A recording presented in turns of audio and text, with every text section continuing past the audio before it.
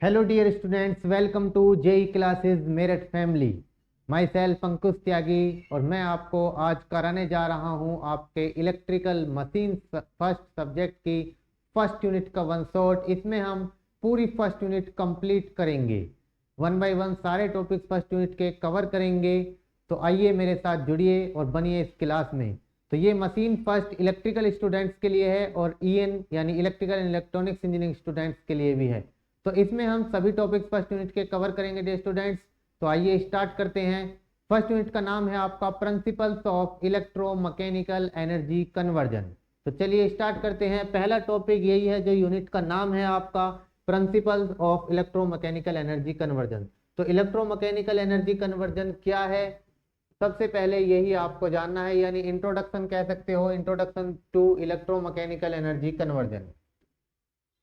तो electromechanical energy conversion जैसा नाम से ही इंडिकेट हो रहा है, इंट्रोडक्शन टू इलेक्ट्रो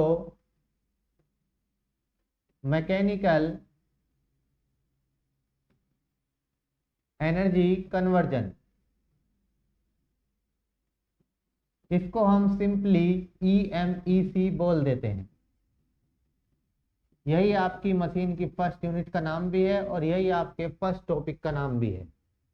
तो क्या होता है इलेक्ट्रोमैकेनिकल एनर्जी कन्वर्जन? तो इलेक्ट्रोमैकेनिकल एनर्जी कन्वर्जन का प्रोसेस है जिसमें आपकी इलेक्ट्रिकल एनर्जी को मैकेनिकल एनर्जी में और मैकेनिकल एनर्जी को इलेक्ट्रिकल एनर्जी में कन्वर्ट किया जा सकता है। तो एक फॉर्म से दूसरी फॉर्म में एनर्जी कन्वर्जन, यानी इलेक्ट्रोमैकेनिकल का मतलब हुआ इलेक्ट्रिकल को मैकेनिकल एनर्जी में कन्वर्ट करना और मैकेनिकल एनर्जी को इलेक्ट्रिकल एनर्जी में कन्वर्ट करना। इसको हम डायग्राम की हेल्प से भी समझेंगे। तो इलेक्ट्रोमैकेनिकल एनर्जी कन्वर्जन सिंपली हम इसको लिख लेते हैं EMEC। It is the process, ये क्या प्रोसेस है आपका, जो मैंने अभी बताया आपको, प्रोसेस ऑफ कन्वर्जन। किस चीज का conversion? Mechanical energy of, process of conversion of mechanical energy of mechanical energy into electrical energy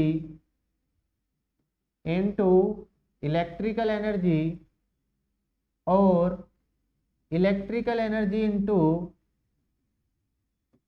electrical energy into mechanical,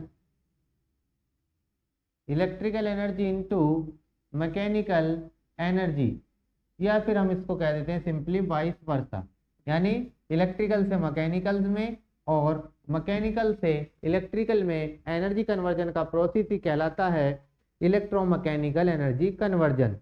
तो ये इलेक्ट्रिक या मैग्नेटिक फील्ड के मीडियम के थ्रू प्रोसेस होता है। दिस प्रोसेस टेक्स प्लेस किसके थ्रू?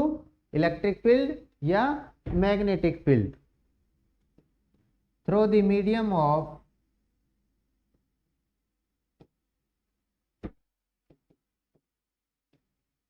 इलेक्ट्रिक और magnetic field. Magnetic field कहाँ? ऑफ किसका? जो हमारी इलेक्ट्रोमैकेनिकल कन्वर्जन डिवाइस है, तो ऑफ द कन्वर्जन डिवाइस। ठीक है, तो सिंपली होगी आपकी, अगर डिफाइन करने के लिए कहा जाए यह क्या होता है इलेक्ट्रोमैकेनिकल एनर्जी कन्वर्जन, तो सिंपली हम इसको डिफाइन कर लिया कि इलेक्ट्रिकल एनर्जी को मैकेनिकल एनर्जी में कन्वर्ट करना और मैकेनिकल एनर्जी को इलेक्ट्रिकल एनर्जी में कन्वर्ट करने का प्रोसेस ही कहलाता है इलेक्ट्रोमैकेनिकल एनर्जी कन्वर्जन प्रोसेस। जिस डिवाइस के थ्रू ये प्रोसेस होता है वो डिवाइस कहलाती है आपकी EMEC डिवाइस, यानी इलेक्ट्रोमैकेनिकल एनर्जी कन्वर्जन डिवाइस। ठीक है, तो इलेक्ट्रिक या मैग्नेटिक फील्ड के थ्रू ये जो प्रोसेस है ये कंप्लीट होता है, ये जो कन्वर्जन होता है इलेक्ट्रिक या मैग्नेटिक फील्ड के थ्रू आपका प्रोसेस कंप्लीट होता है। ठीक है, चलिए आगे चलते हैं। अब हम देखते हैं भाई, ये जो इलेक्ट्रोमैकेनिकल एनर्जी कन्वर्जन है, इस डिवाइस के कुछ एग्जांपल्स ले लेते हैं। Few examples of EMEC devices. तो इसके एग्जांपल्स, ये जो EMEC डिवाइस हैं, इनको 3 टाइप्स में कैटेगराइज किया गया है।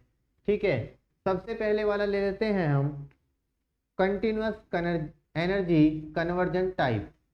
फर्स्ट कैटेगरी जो आती है आपकी कंटिन्यूअस एनर्जी कन्वर्जन टाइप, यानी इसमें जो है आपकी एनर्जी कंटिन्यूअसली एक फॉर्म से दूसरी फॉर्म में कन्वर्ट होती रहेगी, कन्वर्जन टाइप। ये है आपकी फर्स्ट कैटेगरी। ठीक है, तो कंटिन्यूअस एनर्जी कन्वर्जन टाइप की अगर हम बात करें तो कौन कौन से एग्जाम्पल्स हैं जो कंटिन्यूअस एनर्जी कन्वर्जन में आते हैं। कंटिन्यूअस एनर्जी कौन कौन कन्वर्ट करते हैं, ऐसी कौन सी डिवाइस है जो कंटिन्यूअसली एक फॉर्म से इलेक्ट्रिकल से मैकेनिकल या मैकेनिकल से इलेक्ट्रिकल में कन्वर्ट कर रही हैं। तो मोटर के नाम सभी ने सुना होगा, इलेक्ट्रिक मोटर। मोस्टली सभी के घर में भी होता है आजकल, पानी उठाने के लिए इस मोटर्स का यूज करते हैं, तो वो तो सभी के घर में अब। ठीक है, बाकी आपका फैन कूलर ये सब लगे हैं, इनमें भी मोटर्स लगी हुई है। तो जब आप मोटर को स्टार्ट कर देते हैं तो कंटिन्यूसली एनर्जी कन्वर्ट होती रहती है, इलेक्ट्रिकल एनर्जी प्रोवाइड कराते हैं और वो उसको मैकेनिकल एनर्जी में कन्वर्ट करता रहता है जब तक कि आप स्विच ऑफ नहीं कर देते। ऐसे ही आपने दूसरा नाम सुना होगा, इलेक्ट्रिक जनरेटर। इसमें उल्टा होता है, इसमें क्या होता है, आप मैकेनिकल एनर्जी इसको इनपुट में देते हैं और जब तक ये ऑन रहेगा, जब तक ये रन करता रहेगा, कंटिन्यूसली उस मैकेनिकल एनर्जी को इलेक्ट्रिकल एनर्जी में कन्वर्ट करता रहेगा। ठीक है, तो ये AC या DC कोई भी हो सकते हैं। तो सिंपली हम DC मशीन अलग से भी कह सकते हैं अगर इनको हम AC में कंसीडर करते हैं, नहीं तो ये दोनों ही AC टाइप और DC टाइप में आ जाते हैं। DC मशीन के अंदर DC मोटर या DC जनरेटर कोई भी हो सकता है। तो ये थे आपके few examples of continuous energy conversion type. ठीक है, इसमें क्या है, आपकी एनर्जी कंटिन्यूसली कन्वर्ट हो रही है। जैसे मोटर का हमने देखा कि मोटर को हमने इलेक्ट्रिकल सप्लाई दी, तो उसको इलेक्ट्रिकल सप्लाई देने के बाद जब उसकी वर्किंग प्रिंसिपल के अकॉर्डिंग जब वो रन करेगा, आपका मोटर की रोटर जब घूमने लगेगी तो कंटिन्यूसली मैकेनिकल एनर्जी में कन्वर्ट करता रहेगा। जब तक उसको सप्लाई मिलती रहेगी तब तक वो कंटिन्यूसली एनर्जी को कन्वर्ट करता रहेगा। ऐसे ही जनरेटर में जब तक उसको मैकेनिकल इनपुट मिलता रहेगा तब तक वो क्या है, आपका आउटपुट इलेक्ट्रिकल देता रहेगा, यानी इलेक्ट्रिकल एनर्जी में कन्वर्ट करता रहेगा। ठीक है, तो ये कैसी है, कंटिन्यूअस एनर्जी कन्वर्जन टाइप। दूसरा टाइप आता है हमारा मेजरमेंट और control devices. Measurement and control devices, यानी सिंपली हम इनको कह देते हैं ट्रांसड्यूसर्स। ठीक है, ये क्या है, आपके मोस्टली मेजरमेंट और कंट्रोल के लिए जो डिवाइस यूज करी जाती हैं कन्वर्जन के थ्रू, वो आपकी इस कैटेगरी के अंदर आती हैं। जैसे इसमें आपका माइक्रोफोन्स हो गया। माइक्रोफोन भी क्या करता है, एनर्जी को कन्वर्ट कर रहा है एक फॉर्म से दूसरी फॉर्म में आपका। और माइक्रोफोन के साथ में अगर हम बात करें तो लाउड स्पीकर भी सेम हो गया। माइक्रोफोन में इनपुट जो दे रहे हैं, इनपुट अलग है और आउटपुट दूसरा मिल रहा है। उसका जस्ट अपोजिट क्या है, लाउड स्पीकर में है। लाउड स्पीकर में क्या है, आपको वॉइस की फॉर्म में वॉइस इंक्रीज होकर मिल रही है। इनपुट कैसा दिया जा रहा है, इलेक्ट्रिक दिया जा रहा है। इसको भी इनपुट कैसा दे रहे हैं हम, ठीक है, इलेक्ट्रिकल सप्लाई के थ्रू ही दोनों चलेंगे, डायरेक्टली चलेंगे नहीं जब तक इलेक्ट्रिक सप्लाई नहीं मिलेगी। तो ये क्या है, एक तरह से मेजरमेंट और कंट्रोल डिवाइसेज हैं। तो ये भी EMEC डिवाइस का टाइप्स हैं। और कुछ एक आपकी टॉर्क मोटर्स होती हैं, टॉर्क मोटर्स भी इसी के अंदर आती हैं। पिकअप्स होते हैं आपके, पिकअप्स, तो वो सब आपके क्या आते हैं, मेजरमेंट और कंट्रोल डिवाइस, यानी ये है आपका सेकंड टाइप का एग्जाम्पल। इसके अलावा एक थर्ड कैटेगरी और बनती है हमारी, थर्ड टाइप और हम देख लेते हैं। थर्ड टाइप की अगर हम बात करते हैं तो थर्ड टाइप आ जाता है या थर्ड कैटेगरी आ जाती है हमारी फोर्स प्रोड्यूसिंग डिवाइसेस की। Force producing devices, force producing devices. तो फोर्स प्रोड्यूसिंग डिवाइसेस कौन कौन सी होती हैं, कुछ एग्जाम्पल्स इसके हम देख लेते हैं। तो फोर्स प्रोड्यूसिंग डिवाइसेस में आपने इलेक्ट्रोमैग्नेट्स का नाम, अगर आप मशीन पढ़ी है थोड़ी बहुत तो इलेक्ट्रोमैग्नेट्स का नाम सुना होगा। तो इलेक्ट्रोमैग्नेट्स क्या है, ये फोर्स प्रोड्यूसिंग डिवाइस है एक आपकी। इसके अलावा आपकी रिले, सोलिनॉइड्स, रिलेज और सोलिनॉइड्स भी क्या है आपकी फोर्स प्रोड्यूसिंग डिवाइस हैं। ये भी क्या है, इनमें भी एनर्जी का कन्वर्जन हो रहा है। ठीक है, तो ये 3 कैटेगराइज में हमने इनको डिवाइड कर दिया है। इसमें से जो मेन थी आपकी वो थी कंटिन्यूस एनर्जी कन्वर्जन। जो आपकी मशीन में जो मेन पड़ते हैं वो मोटर और जनरेटर्स आप स्टडी करते हैं डीसी और एसी के। ठीक है, अब हम इसका एक ब्लॉक डायग्राम बना के इसको और अच्छे से समझ लेते हैं। ठीक है, तो ब्लॉक डायग्राम देख लेते हैं हम ईएमईसी का। ब्लॉक डायग्राम रिप्रेजेंटेशन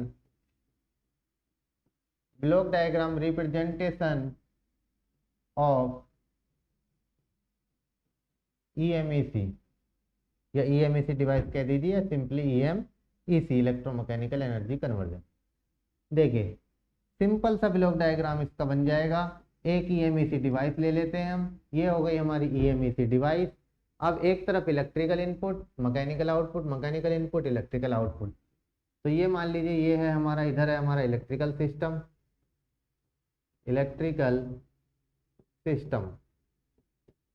ठीक है, ये हो गई हमारी ईएमईसी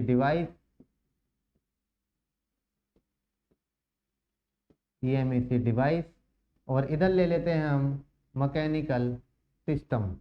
कैसा सिस्टम ले लेते हैं इधर हम, मैकेनिकल सिस्टम।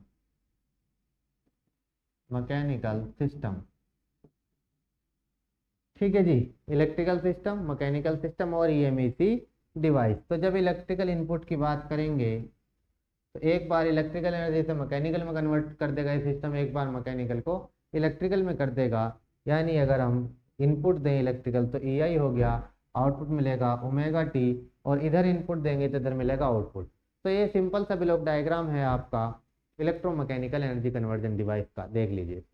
अब इसका हम एक एग्जाम्पल लेते हैं और भी अच्छा, जो इलेक्ट्रोमैकेनिकल एनर्जी कन्वर्जन का डिवाइस का एक डायनोमा है। डायनोमा एक मशीन है जो इलेक्ट्रिकल एनर्जी को मैकेनिकल में कन्वर्ट करती है और मैकेनिकल को इलेक्ट्रिकल में कन्वर्ट करती है। तो इसका अगर हम एक एग्जाम्पल लें तो डायनेमो की हम बात करें, डायनेमो, तो dynamo is a machine that converts mechanical energy into electrical, और dynamo is a machine that converts mechanical energy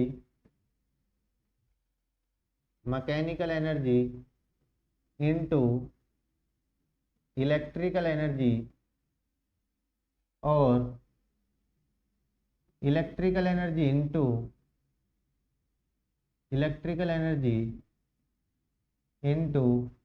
mechanical energy, electrical energy into mechanical energy. ठीक है, अब ये क्या करती है, जब मैकेनिकल इनपुट दिया जाता है तो इलेक्ट्रिकल आउटपुट मिलता है, और जब इलेक्ट्रिकल इनपुट दिया जाता है तो मैकेनिकल आउटपुट मिलता है। तो अलग अलग अगर मैं इनके डायग्राम्स बना के इनको समझाऊं तो एक बार मैं मैकेनिकल इनपुट ले लेता हूं, ठीक है, और एक बार मैं इलेक्ट्रिकल इनपुट ले लूं। ठीक है जी, ये सबसे पहले मैंने ले लिया मैकेनिकल इनपुट, मैं इसको दे देता हूँ। मैकेनिकल इनपुट किस जनरेटर के केस में अगर हम बात करें, जब ये जनरेटर की तरह ड्राइव कर रही है, मैकेनिकल इनपुट किसको दे रहे हैं, जनरेटर को ही तो दे रहे हैं। तो अगर हम बात कर रहे हैं जनरेटर के केस में, ठीक है जी, जनरेटर के केस में अगर हम बात कर रहे हैं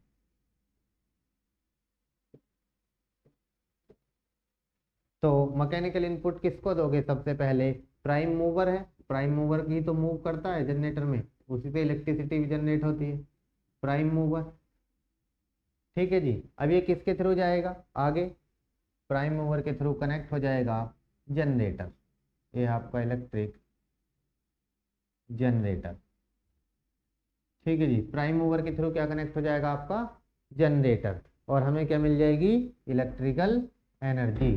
तो पी इलेक्ट्रिकल कह दीजिए, सिंपली इलेक्ट्रिकल एनर्जी हमें मिल गई, इलेक्ट्रिकल एनर्जी। आउटपुट में इनपुट दिया हमने मैकेनिकल और आउटपुट मिल गया हमको इलेक्ट्रिकल। तो हमारा टॉर्क कैसा होगा, TPM, टॉर्क बनेगा, एंगुलर वेलोसिटी रहेगी इसमें, और आपका जनरेटर का टॉर्क ही रहेगा। ये हो गया आपका जनरेटर का ब्लॉक डायग्राम सिंपली। तो इसमें जो प्राइम मूवर का टॉर्क है वो किसके बराबर हो जाएगा, जनरेटर के टॉर्क के। प्राइम मूवर है TPM prime mover torque, TG generator torque, ये किसके बराबर होगा, जनरेटर टॉर्क के। सिंपली मैं इसको कह सकता हूँ TPM will be equals to TG. ठीक है, तो ये हो गया आपका इलेक्ट्रिकल जनरेटर का डायग्राम। जनरेटर के केस में क्या हो रहा है, जब डायनोमो क्या है इलेक्ट्रिकल एनर्जी लेता है, सॉरी जब आपका प्राइम मूवर मैकेनिकल एनर्जी ले रहा है और जनरेटर के थ्रू उसको इलेक्ट्रिकल एनर्जी में कन्वर्ट कर रहा है, तो फिर आपका कहलाएगा ये जनरेटर की फॉर्म में। यानी अब आपकी mechanical to electrical energy conversion यहाँ पर हो गया। अब इलेक्ट्रिकल टू मैकेनिकल इसका जस्ट अपोजिट लेंगे, तो उसका भी हम डायग्राम बना के समझ लेते हैं। चलिए दूसरा डायग्राम भी हम बना लेते हैं। चलिए अब हमें क्या करना है, इसका जस्ट अपोजिट डायग्राम हमको लेना है जो हमने अभी बनाया है। थोड़ा बड़ा बन गया है, चलिए छोटा कर लेते हैं, इतने बड़े की जरूरत नहीं है।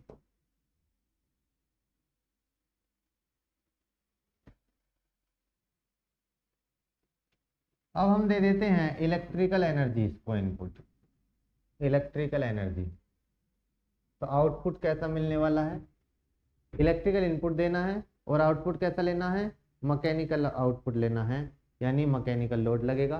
तो मैकेनिकल आउटपुट, ये मैकेनिकल लोड। इलेक्ट्रिकल इनपुट किसको दिया जाएगा, बताइए। सबसे पहले हमें देना है इलेक्ट्रिकल इनपुट। तो इलेक्ट्रिकल इनपुट किसको दे रहे हैं, मोटर को दे रहे हैं यहाँ पर हम electric supply, electric motor. Motor को इलेक्ट्रिक इनपुट दे रहे हैं, तो जो लोड लगा हुआ है उसके थ्रू हमें मिल रहा है लोड पर मैकेनिकल लोड लग रहा है हमारा मोटर पे। ठीक है, मोटर क्या है इलेक्ट्रिकल को मैकेनिकल में कन्वर्ट कर रहा है। अभी मैकेनिकल में कन्वर्ट करेगा, मैकेनिकल लोड पर हमें आउटपुट मिल गया मैकेनिकल एनर्जी। तो लोड टॉर्क हो गया आपका ओमेगा, और ये आपका मोटर के लिए मोटर टॉर्क। वहां तक जनरेटर टॉर्क था, यहाँ पर क्या हो गया आपका मोटर टॉर्क।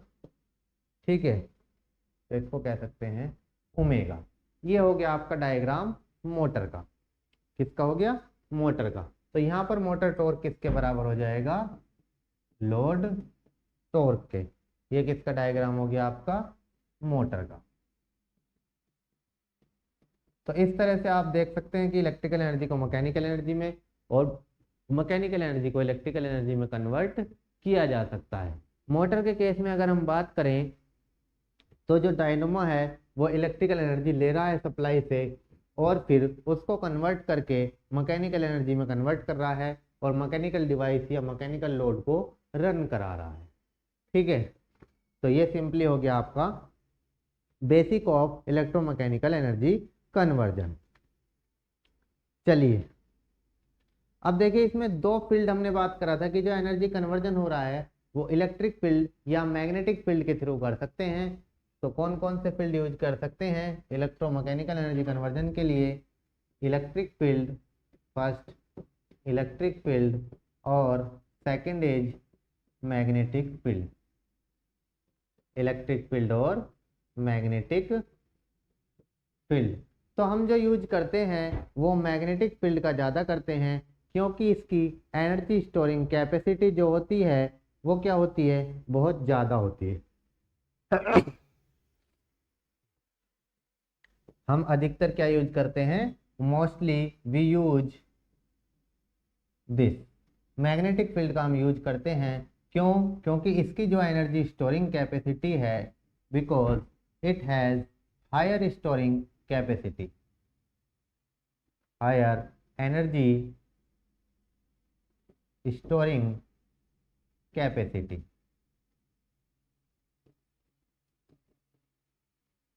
तो ये जो इसकी एनर्जी कैपेसिटी है, एनर्जी स्टोरिंग कैपेसिटी, ये आपकी लगभग इलेक्ट्रिक फील्ड से 25,600 टाइम्स होती है ये आपकी इलेक्ट्रिक फील्ड से, लार्जर देन इलेक्ट्रिक फील्ड। तो इसीलिए हम क्या करते हैं, मैग्नेटिक फील्ड को यूज करते हैं कन्वर्जन प्रोसेस में। तो ये तो हो गया इंट्रोडक्शन, तो आपका पहला टॉपिक कंप्लीट हो गया। चलिए आगे चलते हैं हम नेक्स्ट टॉपिक की तरफ। नेक्स्ट टॉपिक हमारा आता है energy balance equation. Next topic है हमारा energy balance equation. Energy balance equation. Next है आपका एनर्जी बैलेंस इक्वेशन। ठीक है, ये आपका इम्पोर्टेंट टॉपिक है, सिंपल सा टॉपिक है, इसको समझ लेते हैं। जैसा कि दिख रहा है कि एनर्जी बैलेंस इक्वेशन नाम से ही इंडिकेट हो रहा है, तो प्रिंसिपल क्या है एनर्जी कन्वर्जन का। एनर्जी कन्वर्जन का प्रिंसिपल ये कहता है कि energy can neither be created nor be destroyed, it can only be transform from one form to another. Energy को ना तो क्रिएट किया जा सकता है ना ही डेस्ट्रॉय किया जा सकता है, इसको केवल एक फॉर्म से दूसरी फॉर्म में कन्वर्ट किया जा सकता है। ये कहता है एनर्जी का प्रिंसिपल। ठीक है, तो एनर्जी कन्वर्जन के प्रिंसिपल से ही हमारी जो है एनर्जी बैलेंस इक्वेशन और ये जो कन्वर्जन प्रोसेस है ये चलता है। ठीक है, तो प्रिंसिपल ऑफ एनर्जी, इसके एनर्जी बैलेंस इक्वेशन के लिए for analysis of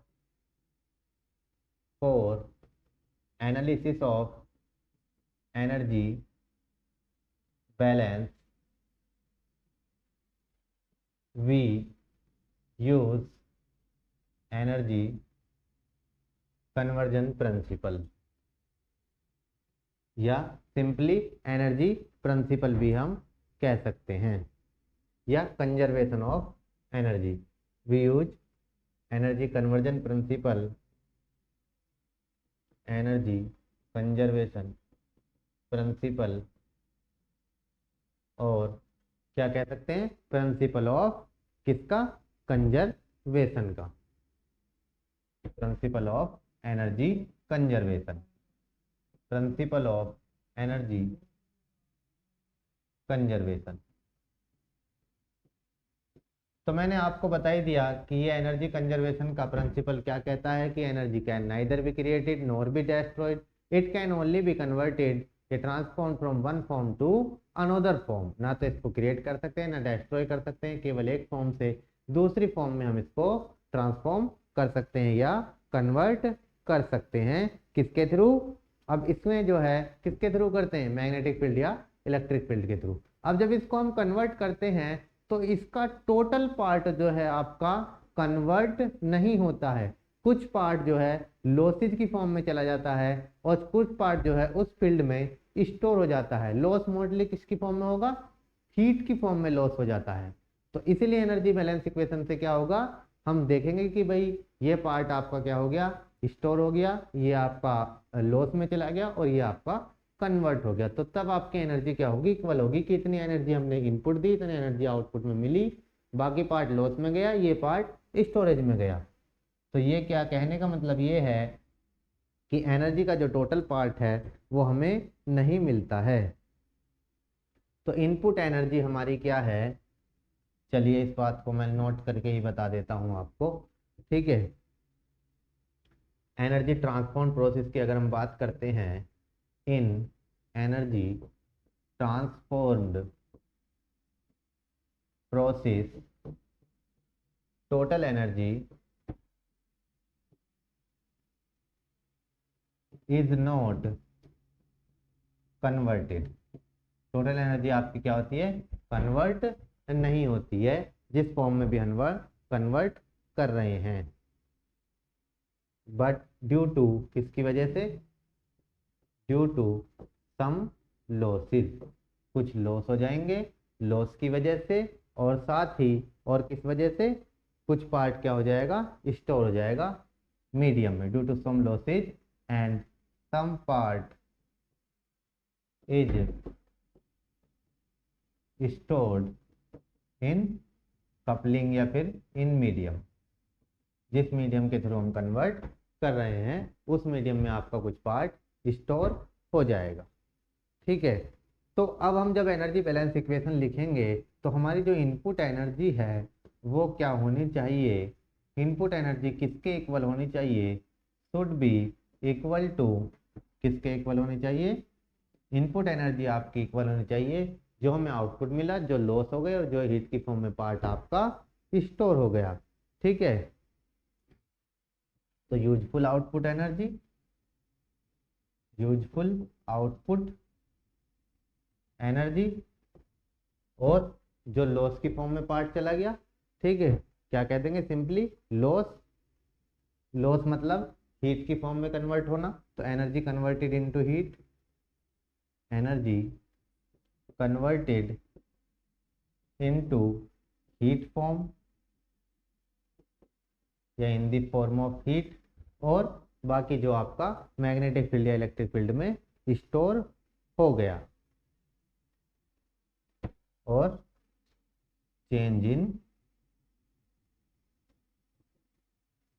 energy stored, change in energy stored. मैंने बताया कि मैग्नेटिक फील्ड ज़्यादा यूज करते हैं, तो change in energy stored in magnetic field. ठीक है, तो पहले आपको थोड़ी बहुत बात बता देनी है इस टॉपिक में, अगर ये एग्जाम में पूछ लिया जाता है कि भाई ये एनर्जी प्रिंसिपल क्या होता है। एनर्जी प्रिंसिपल ये कहता है एनर्जी कन्वर्जन की energy can neither be created not be destroyed, it can only be converted from one form to another form. अब क्या है, हमें एनर्जी बैलेंस इक्वेशन लेनी है, तो जो हमने इनपुट दिया है हमारा टोटल पार्ट हमारा जो है कन्वर्ट नहीं होता आउटपुट की फॉर्म में, कुछ पार्ट हमारा लॉस की फॉर्म में चला जाता है हीट की फॉर्म में, और कुछ पार्ट हमारा जो मीडियम है उसमें स्टोर हो जाता है। तो ये बात हमने लिख दी है। उसके बाद हमारी बन जाएगी अब एनर्जी बैलेंस इक्वेशन। तो एनर्जी बैलेंस इक्वेशन क्या हो जाएगी, एक मोटर के लिए लिख लेते हैं और एक जनरेटर के लिए लिख लेते हैं। तो सबसे पहले फॉर मोटरिंग एक्शन, जब आपकी जो मशीन है, जो डिवाइस है, वो मोटर के रूप में कार्य कर रही है, फॉर मोटरिंग एक्शन। चलिए, मोटरिंग एक्शन में क्या हो जाएगी, सबसे पहले तो इनपुट दोगे, सीधी सी बात है। तो मोटर में क्या इनपुट दोगे, इलेक्ट्रिकल, तो electrical energy input, electrical energy input from source, जिस भी सोर्स से दे रहे हैं, तो ये किसके इक्वल हो जाएगी, किसके बराबर हो जाएगी, जो आउटपुट की फॉर्म में कन्वर्ट हुआ, यानी जो एनर्जी मैकेनिकल एनर्जी में कन्वर्ट हुई। तो मैकेनिकल ट्रांसफॉर्म्ड, मैकेनिकल में जो कन्वर्ट हो गई output energy, mechanical transport output energy, और कुछ जाएगी हीट की फॉर्म में, प्लस चेंज इन, किसकी फॉर्म में जाएगी, हीट में, और स्टोर हो जाएगी मैग्नेटिक फील्ड में। तो change in energy stored in magnetic field, change in energy stored in magnetic field, और जो आपकी हीट की फॉर्म में लॉस हो गई, तो total energy loss plus total energy loss, total energy loss मतलब जो हीट की फॉर्म में कन्वर्ट हो गया, यानी सिंपली कह दो energy converted into heat, energy converted into heat. तो ये हो गई जी एनर्जी बैलेंस इक्वेशन, किसके लिए, मोटरिंग एक्शन के लिए। जो इलेक्ट्रिकल एनर्जी इनपुट दिया सोर्स से, वो किसके बराबर होगा, जो आउटपुट की फॉर्म में आपकी एनर्जी कन्वर्ट हो गई मैकेनिकल की फॉर्म में, और जो स्टोर हो गई मैग्नेटिक फील्ड में, और जो आपका लॉस हो गया यानी हीट की फॉर्म में, इन तीनों के सम के इक्वल। ठीक है, क्लियर है। तो ये हो गया मोटर के लिए। अब ऐसे ही जनरेटर के लिए लिख दो, सेकंड यहीं पे लिख लेते हैं फॉर जनरेटिंग एक्शन, जनरेटर में उल्टा हो जाएगा इसका, फॉर जनरेटिंग एक्शन, जब जनरेटर की तरह हमारी मशीन काम कर रही है। तो जनरेटिंग एक्शन के लिए क्या हो जाएगी, इनपुट क्या देंगे, यहाँ पर इलेक्ट्रिकल एनर्जी इनपुट दिया था, अब हम कैसा देंगे, मैकेनिकल एनर्जी इनपुट देंगे। तो total mechanical energy input, mechanical energy input कहाँ से, फ्रॉम मैकेनिकल डिवाइस या मैकेनिकल सोर्स, जो भी मैकेनिकल एनर्जी दे सकता है उस सोर्स से। तो मैकेनिकल डिवाइस, मैकेनिकल सोर्स या मैकेनिकल सिस्टम, ये इनपुट दे दिया हमने। ये किसके बराबर हो जाएगा, अब मैकेनिकल की जगह क्या हो जाएगा, इलेक्ट्रिकल एनर्जी ट्रांसफॉर्म। ठीक है, क्या मिल जाएगा, इलेक्ट्रिकल ट्रांसफॉर्म्ड आउटपुट एनर्जी, बस मैकेनिकल की जगह इलेक्ट्रिकल कर देंगे। Electrical transformed output energy. अब इसमें भी स्टोर होनी है तो ये लाइन में तो कोई चेंज होना ही नहीं है।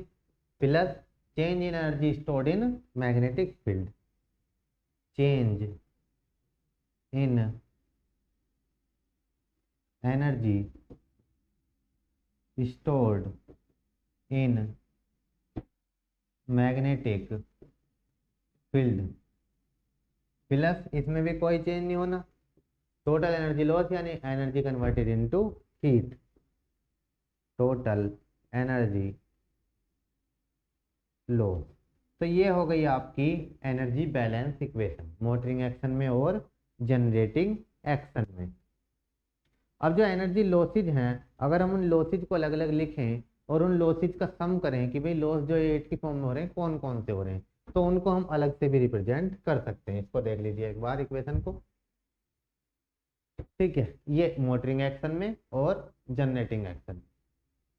क्लियर है? चलिए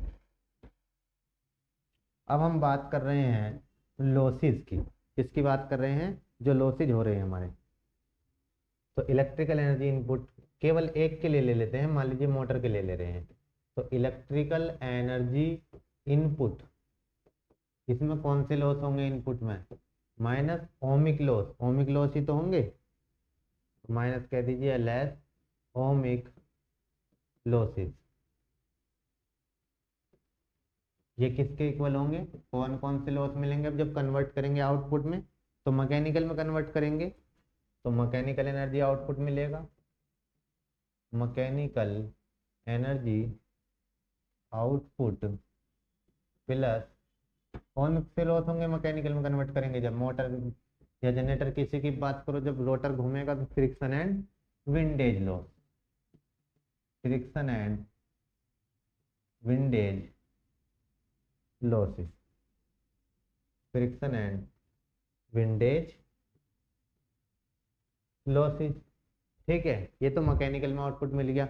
अब और क्या होगा? जो एनर्जी स्टोर हो रही है कपलिंग फील्ड में, plus increase in energy stored in medium यानी coupling field, energy stored in coupling field, जो आपकी कपलिंग फील्ड में एनर्जी स्टोर हो रही है। ठीक है, उसमें जो चेंज होगा वो मिलेगा। और उसके साथ में जो भी अदर लॉस हैं इसी से रिलेटेड एसोसिएटेड लॉस। तो ये इस तरह से भी हम इसको कह सकते हैं, एसोसिएटेड लॉस या लॉस। क्लियर है? तो ये होगी आपकी एनर्जी बैलेंस इक्वेशन। अगर हम इसको एक एग्जाम्पल के साथ देखें तो एक एग्जाम्पल से मैं इसको शॉर्ट में आपको समझा देता हूँ डायग्राम के थ्रू। इलेक्ट्रिकल एनर्जी का जो ये एग्जाम्पल ले लेते हैं हम। जैसे मान लीजिए कोई इलेक्ट्रिकल सिस्टम है, ये क्या है? कोई इलेक्ट्रिकल सिस्टम है आपका, ये है आपका इलेक्ट्रिकल सिस्टम। तो सीधी सी बात है, इनपुट दिया जाएगा, इससे कुछ रेजिस्टेंस भी होगा, कुछ इससे वोल्टेज मिलेंगे यहाँ पर। ठीक है, इसमें कुछ करंट भी फ्लो होगी आई। अब इस इलेक्ट्रिकल सिस्टम से जब कन्वर्ट होगी तो कन्वर्ट होके क्या कहाँ पे जाएगी? सबसे पहले मीडियम, मीडियम यानी जो मैंने अभी लिखा this is coupling field, coupling field. ठीक है, कपलिंग फील्ड के थ्रू ही तो कन्वर्ट करेगी एक मीडियम के। अब कपलिंग फील्ड के बाद क्या मिल जाएगा? जो भी लगेगा हमारा मैकेनिकल लोड, मैकेनिकल लोड। अब देखो कौन कौन से लॉस होंगे इसमें। ठीक है, सबसे पहले इलेक्ट्रिक सिस्टम दिया, अब यहाँ पर जो मिलेगा हमें प्लस माइनस ई मिल जाएगा कपलिंग फील्ड में। तो यहाँ पर कौन से लॉस होंगे? सबसे पहले होंगे आपके heat loss, heat losses due to I square R loss, I square R loss की वजह से सबसे पहले होंगे हीट लॉस होंगे शुरू में जब इलेक्ट्रिकल एनर्जी थी। ठीक है, हीट मिलेगी किसकी वजह से? Heat due to I square R loss. तो हीट की फॉर्म में एनर्जी कन्वर्ट होगी आई स्क्वायर आर लॉसेज की वजह से। Due to I square R losses, due to I square R loss. ठीक है जी।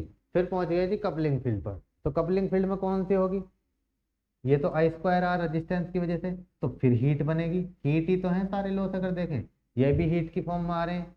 ये हीट किस वजह से, हीट की फॉर्म में आई स्क्वायर आर की वजह से। अब कपलिंग फील्ड की वजह से भी हीट होगी, तो heat due to coupling field loss. Heat किसकी वजह से होगी, दोबारा यहाँ पर due to coupling field loss, coupling field loss. अब लोड लगेगा, लोड लगेगा तो सीधी सी बात है उससे पहले भी हीट होगी। क्यों, क्योंकि जब लोड रोटर घूमेगी तो विंडेज फ्रिक्शन लॉस होंगे, तो फिर हीट होगी विंडेज फ्रिक्शन में। तो heat due to windage and friction losses, windage and friction loss. तो इस डायग्राम की हेल्प से हम इसको समझा सकते हैं। ये एक तरह से एग्जाम्पल हो गया इसका कि भाई कैसे कैसे लॉस हो रहे हैं एनर्जी कन्वर्जन में, इलेक्ट्रिकल से मैकेनिकल में एनर्जी कन्वर्ट कर रहे हैं। तो इसमें देख सकते हैं कि कैसे कैसे हमारे एनर्जी में लॉस। और इससे हमारा एक रिजल्ट ये भी निकल के आता है कि D W electrical equals to field हो गया ये, डी डब्ल्यू फील्ड प्लस ये हो गया मैकेनिकल, डी डब्ल्यू मैकेनिकल। ठीक है। तो एनर्जी बैलेंस इक्वेशन हमारी इस तरह से होती है कंप्लीट। अब चलिए नेक्स्ट टॉपिक की तरफ चलते हैं। नेक्स्ट है force and torque, force force और टॉर्क की बात कर लेते हैं मैग्नेटिक फील्ड सिस्टम में। Force and torque in a magnetic field system, magnetic field system. ठीक है जी। फोर्स और torque in a magnetic field system. चलिए, तो फोर्स और टॉर्क, तो इसमें मेनली होता तो फोर्स ही है, लेकिन टॉपिक का नाम जैसे दिया गया है। तो लोरेंज फोर्स लॉ की अगर हम बात करें तो उससे मिलता है हमें ये equation, the Lorentz force, the Lorentz force law. Lorentz force law क्या कहता है आपका, ये फोर्स के बारे में बताता है on A particle, gives force F on A, gives force F on A particle P. कोई पार्टिकल पी है उस पर लोरेंज फोर्स लो हम अप्लाई करते हैं, तो तब हमारा फोर्स क्या मिलता है, तब हमारा फोर्स मिलेगा F equal to Q into E plus we into B. ठीक है, F equal to Q into E plus we into B. कोई पार्टिकल P है और इस पार्टिकल पर अगर चार्ज की बात करें तो चार्ज कितना होगा, particle P of charge Q, particle P पर चार्ज Q लग रहा है और फोर्स कितना है, F है। ठीक है, कोई तो लोरेंज फोर्स इक्वेशन बताती है कि भाई अब ये किसकी प्रेजेंस में है, इलेक्ट्रिक और मैग्नेटिक फील्ड। तो ये बात भी हम लिख देते हैं, in the presence of electric and magnetic field, electric and magnetic field. तो ये है आपकी फोर्स इक्वेशन जो हमने सिंपली लिख दी। लोरेंज फोर्स इक्वेशन के हिसाब से फोर्स ये है, अगर कोई पार्टिकल है उस पर चार्ज क्यों है, वो किसी इलेक्ट्रिक या मैग्नेटिक फील्ड में है, तो लोरेंज फोर्स लॉ के हिसाब से उस पर लगने वाला फोर्स F क्या होगा, Q into E plus B into B. अब देखो इलेक्ट्रिक और मैग्नेटिक फील्ड, अब इसको मैं अलग अलग भी लिख देता हूँ भाई, एक बार इलेक्ट्रिक फील्ड के लिए और एक बार मैग्नेटिक फील्ड के लिए। तो एक बार जब इलेक्ट्रिक फील्ड लेंगे तो क्या हो जाएगा आपका, इलेक्ट्रिक फील्ड अगर हम लेंगे तो क्या हो जाएगा, इलेक्ट्रिक फील्ड में क्या आएगा, E E M F q into E, और मैग्नेटिक फील्ड लेंगे तो क्या हो जाएगा, q into we into B.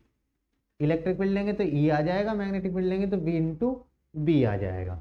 ठीक है, पहले ये जो टर्म है इनको हम नोट कर देते हैं कि भाई क्या है ये। एफ तो पता ही है आपको, एफ तो हमने लिख ही दिया, फोर्स है एफ तो सीधा सीधा आपका क्या है, एफ फोर्स है, ये तो ऊपर लिख ही दिया, फोर्स होने पार्टिकल, फोर्स होने पार्टिकल, क्यों भी मैंने अभी बता दिया, क्यों क्या है आपका, चार्ज है पार्टिकल पर, क्यों हो गया charge on particle, charge on particle. E क्या है बता दीजिए, ई क्या होगा आपका, ई होगा इलेक्ट्रिक फील्ड। जैसा मैंने अभी बताया कि इलेक्ट्रिक के लिए लेंगे ई, मैग्नेटिक के लेंगे वी, तो ई इलेक्ट्रिक फील्ड और वी क्या हो गया magnetic field, electric field, V हो गया आपका मैग्नेटिक फील्ड। अब बी रह गया, बी क्या है आपका, सॉरी बी होगा मैग्नेटिक फील्ड, वी तो वेलोसिटी होती है पार्टिकल की, वी क्या होती है वेलोसिटी होती है। तो बी हो गया E electric field, B magnetic field, और ये बी क्या है आपकी वेलोसिटी ऑफ पार्टिकल, कि किस वेलोसिटी से किस वेग से आपका पार्टिकल चल रहा है, वेलोसिटी ऑफ पार्टिकल। ठीक है जी। फोर्स, फोर्स की यूनिट क्या होती है बताइए, फोर्स किस में मेजर करते हैं हम, न्यूटन में। फोर्स की अगर हम बात करें तो ये किस में मापा जाएगा, न्यूटन में। चार्ज, चार्ज तो आपको मालूम है कूलाम में होता है, कूलाम में। ई इलेक्ट्रिक फील्ड, इलेक्ट्रिक फील्ड किस में होता है, आपने स्टडी किया होगा फिजिक्स में, volt per metre. B magnetic field, magnetic field किस में होता है आपका, टेस्ला में, टेस्ला। वेलोसिटी तो सबको मालूम ही है, वेलोसिटी किस में आती है, वेग मीटर पर सेकंड, तो मीटर पर सेकंड। ठीक है, तो ये होगी आपकी फोर्स की इक्वेशन, जब कोई भी लोरेंज फोर्स के हिसाब से किसी इलेक्ट्रिक या मैग्नेटिक फील्ड में किसी चार्ज, किसी पार्टिकल पी पर चार्ज क्यों है, तो उस पर लगने वाला फोर्स की equation F equal to Q into E plus we into B. अब इसको अलग अलग लिख दो बस, और क्या करना है, एक बार इलेक्ट्रिक फील्ड के लिए लिख दो, एक बार आप मैग्नेटिक फील्ड के लिए लिख दो। ठीक है जी, इलेक्ट्रिक फील्ड के लिए हम लिख देते हैं, चलिए इलेक्ट्रिक फील्ड के लिए इन्हें प्योर इलेक्ट्रिक फील्ड सिस्टम, यानी अब मैग्नेटिक फील्ड नहीं है, प्योर लिख दिया ना, इन्हें प्योर इलेक्ट्रिक फील्ड सिस्टम। अगर हम प्योर इलेक्ट्रिक फील्ड सिस्टम में बात कर रहे हैं तो फोर्स कैसे डिटरमाइन हो, तो the force is determined by, is determined as, कैसे डिटरमाइन करेंगे, F is equal to Q into E कर दो, ये हो गया जी इलेक्ट्रिक फील्ड। इसको इक्वेशन 2 मान लो, पीछे वाली को कुछ भी नाम दे दो आप, इसको 1 मान लेते हैं, ये तो 1 मान लिया, ये 2 हो गई। ठीक है, अब ले लेते हैं प्योर मैग्नेटिक फील्ड में। अब एफ की बात करें, ये जो एफ है यहाँ पर जो एफ एक्ट कर रहा है, इसकी जो डायरेक्शन है ये इलेक्ट्रिक फील्ड में है और पार्टिकल के मोशन पे इंडिपेंडेंट है। एफ एक्ट, फोर्स किस डायरेक्शन में लग रहा है, पार्टिकल की डायरेक्शन में, F act in the direction of electric field, electric field की डायरेक्शन में हमारा फोर्स लग रहा है, F act in the direction of electric field. और ये जो है किस पर इंडिपेंडेंट है, ये पार्टिकल के मोशन पर डिपेंड नहीं कर रहा, and is independent of particle motion, and is independent of particle motion. अब दूसरा केस ले लेते हैं मैग्नेटिक फील्ड में।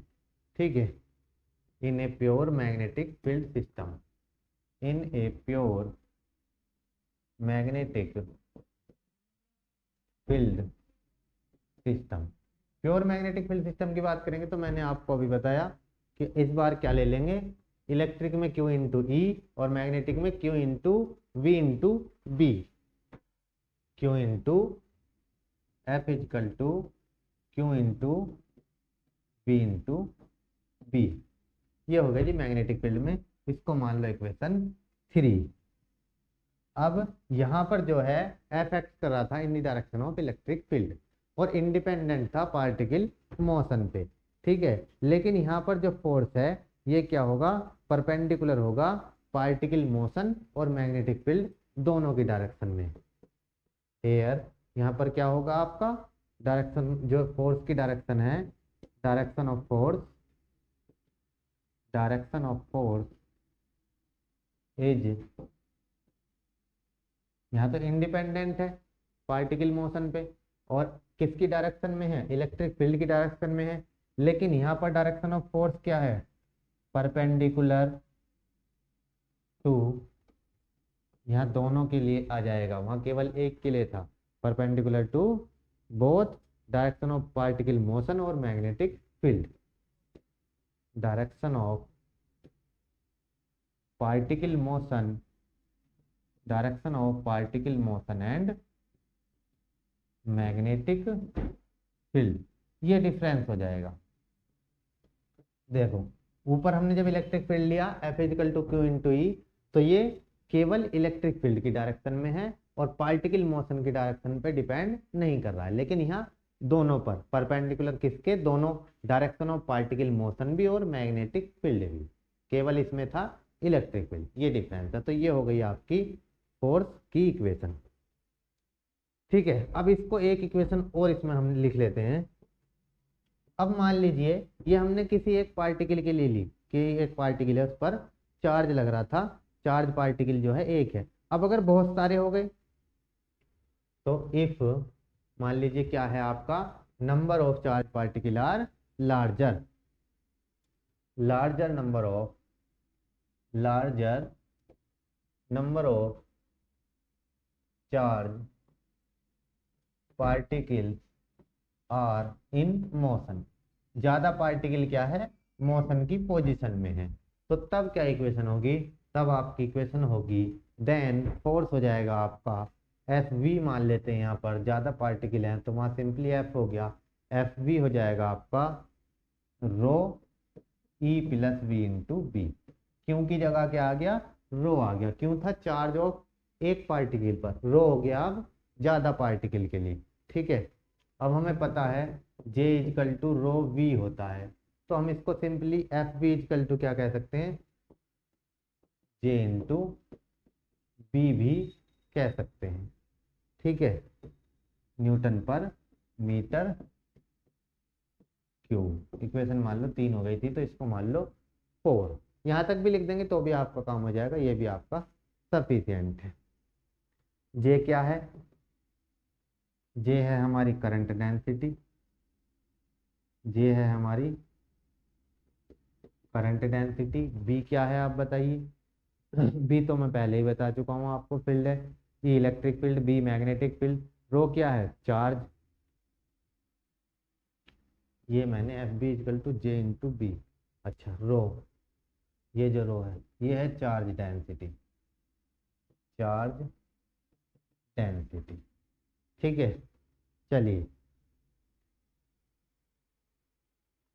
अब इलेक्ट्रोमैकेनिकल एनर्जी कन्वर्जन में नेट फोर्स कैलकुलेट करने के लिए वैसे तो बहुत सारे मेथड्स यूज किए जाते हैं, लेकिन जो बेस्ट मेथड है वो आपका एनर्जी कन्वर्जन वाला ही है, एनर्जी मेथड ही है बेस्ट मेथड आपको फोर्स कैलकुलेट करने।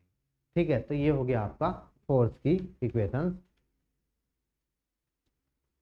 अब एक अगर मैं डिवाइस की हेल्प से आपको एग्जाम्पल लेके थोड़ा सा और बता दूं, चलिए यहाँ तक भी कर देंगे सफिशिएंट है, लेकिन डायग्राम होते हैं तो मार्क्स मिलते हैं सभी जानते हैं, तो इसलिए थोड़ा सा एग्जाम्पल के लिए एक डायग्राम ले लेते हैं छोटा सा, इससे आप समझ जाएंगे। ये क्या है, lossless magnetic energy storage system, कोई एक lossless magnetic energy storage system है ये आपका। ठीक है, इधर प्लस माइनस इलेक्ट्रिकल इनपुट है, करंट आई फ्लो हो रही है। ठीक है, ये कैसा इलेक्ट्रिकल टर्मिनल है, ये है आपका इलेक्ट्रिकल टर्मिनल, इलेक्ट्रिकल इनपुट दे रहे हैं जिससे लॉसलेस यानी लॉस नहीं हो रहे, मैग्नेटिक एनर्जी स्टोरेज सिस्टम है। और इधर क्या मिल जाएगा, mechanical terminal, plus minus x, ये हो गया आपका मैकेनिकल टर्मिनल। ठीक है जी, अब यहाँ पर करंट फ्लो हो रही है, मैकेनिकल में बात करेंगे तो मैकेनिकल में क्या मिलेगा हमें, फील्ड, एफ फील्ड, मैकेनिकल में फोर्स ही तो मिलेगा। तो ये है आपका सिस्टम।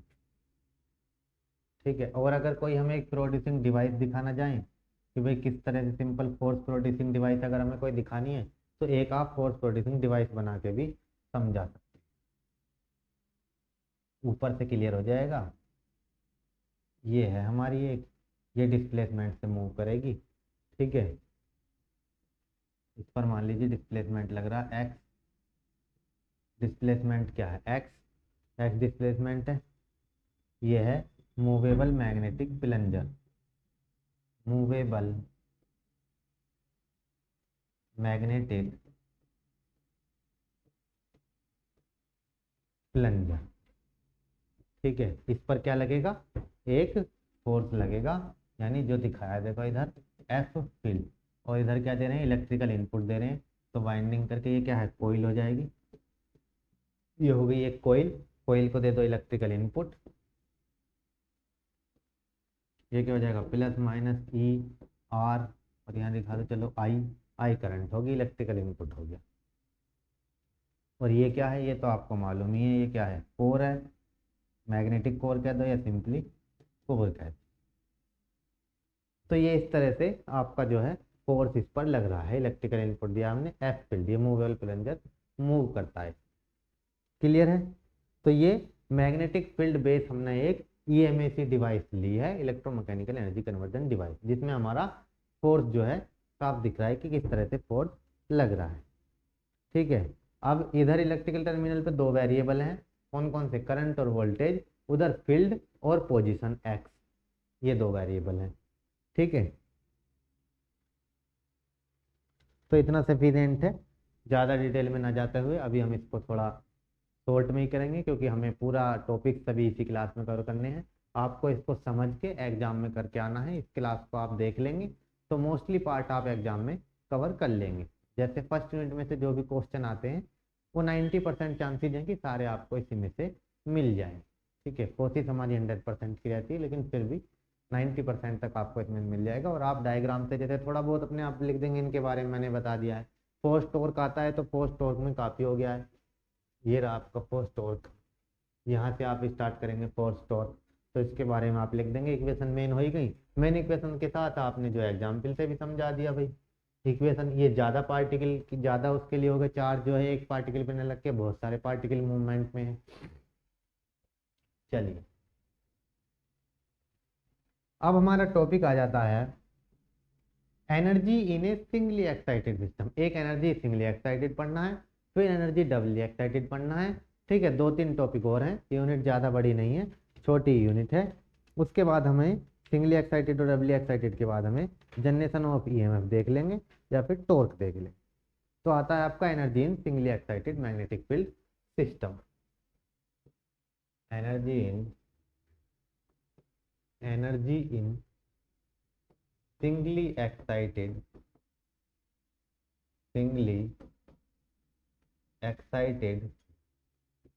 magnetic field system। कुछ डिवाइसेज हमारी सिंगली एक्साइटेड होती हैं और कुछ हमारी डबली एक्साइटेड होती हैं। तो अभी हम सिंगली एक्साइटेड स्टडी कर रहे हैं। तो सिंगली एक्साइटेड हमने एक दिखा दिया है, सिंगली एक्साइटेड सिस्टम। हमने एक एट्रैक्टेड आर्मेचर टाइप रिले ले ली है। क्या ले लिया हमने, एक एट्रैक्टेड आर्मेचर टाइप रिले ले लिया हमने, ठीक है। क्या ले लिया है, एट्रैक्टेड आर्मेचर टाइप रिले। देखो इलेक्ट्रिकल इनपुट दिया गया जैसा अभी दिखाया, और ये आपका मैकेनिकल आउटपुट है। इसमें भी रिले में इलेक्ट्रिकल इनपुट यदि सप्लाई दे दी, वोल्टेज भी, कुछ रेजिस्टेंस, और इसमें करंट फ्लो हो जाएगी आई। ये कोयल है, कोयल है, और ये कोर है जैसा अभी हमने दिखाया था। कोर, कोर में क्या फिल होगा, फ्लक्स फिल होगा। तो कोर में फ्लक्स बन रहा है, वाइंडिंग में करंट फ्लो हो रही है, जिससे कोर में क्या हो रहा है, फ्लक्स बन रहा है। अब यहाँ पर ये हिंज है, हिंज पर यानी ये जो है आपका मूव करने के लिए ये जो आर्मेचर है, आर्मेचर हिंज पे ऐसे कसी हुई है ताकि यहाँ से मूव कर सके आगे पीछे। ये पोजीशन एक्स, पोजीशन एक्स मतलब यही तो चेंज होगी, एक बार इधर आएगी एक बार इधर आएगी, इधर आएगी क्लोज हो जाएगा एकदम मिल जाएगी, इधर आएगी ओपन हो गई। रिले का काम यही तो है। रिले आपने पढ़ी हो तो क्या है, रिले प्रोटेक्टिव डिवाइस है, सर्किट को प्रोटेक्ट करने के लिए काम करती है रिले आपकी, ठीक है। कोई इश्यू हुआ तो अपना सर्किट को ओपन कर दिया, नहीं तो सर्किट को क्लोज कर दिया। चलिए इसको हम डिस्कस कर लेते हैं। अब आपको पता है जो एनर्जी स्टोर करी जा सकती है मैग्नेटिक सिस्टम में, वो किसी कोइल के थ्रू करी जा सकती है। ये हमने एक्साइटिंग कोइल ले लिया, तो एनर्जी को हम कैसे स्टोर कर सकते हैं, किसी कोइल के थ्रू स्टोर कर सकते हैं। तो energy can be stored, energy can be stored, energy can be stored, energy को हम स्टोर कर सकते हैं मैग्नेटिक सिस्टम से, फ्रॉम ए मैग्नेटिक सिस्टम, किसके थ्रू, जो हमने ये कोयल ली है इलेक्ट्रिकल एनर्जी जिसको हम दे रहे हैं बाय एन एक्साइटिंग कोयल,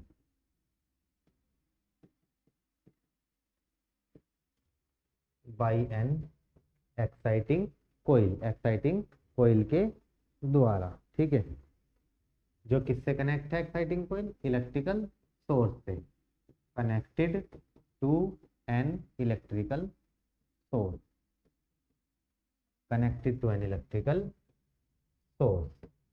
तो एनर्जी को हम स्टोर कर सकते हैं, ठीक है, मैग्नेटिक सिस्टम में।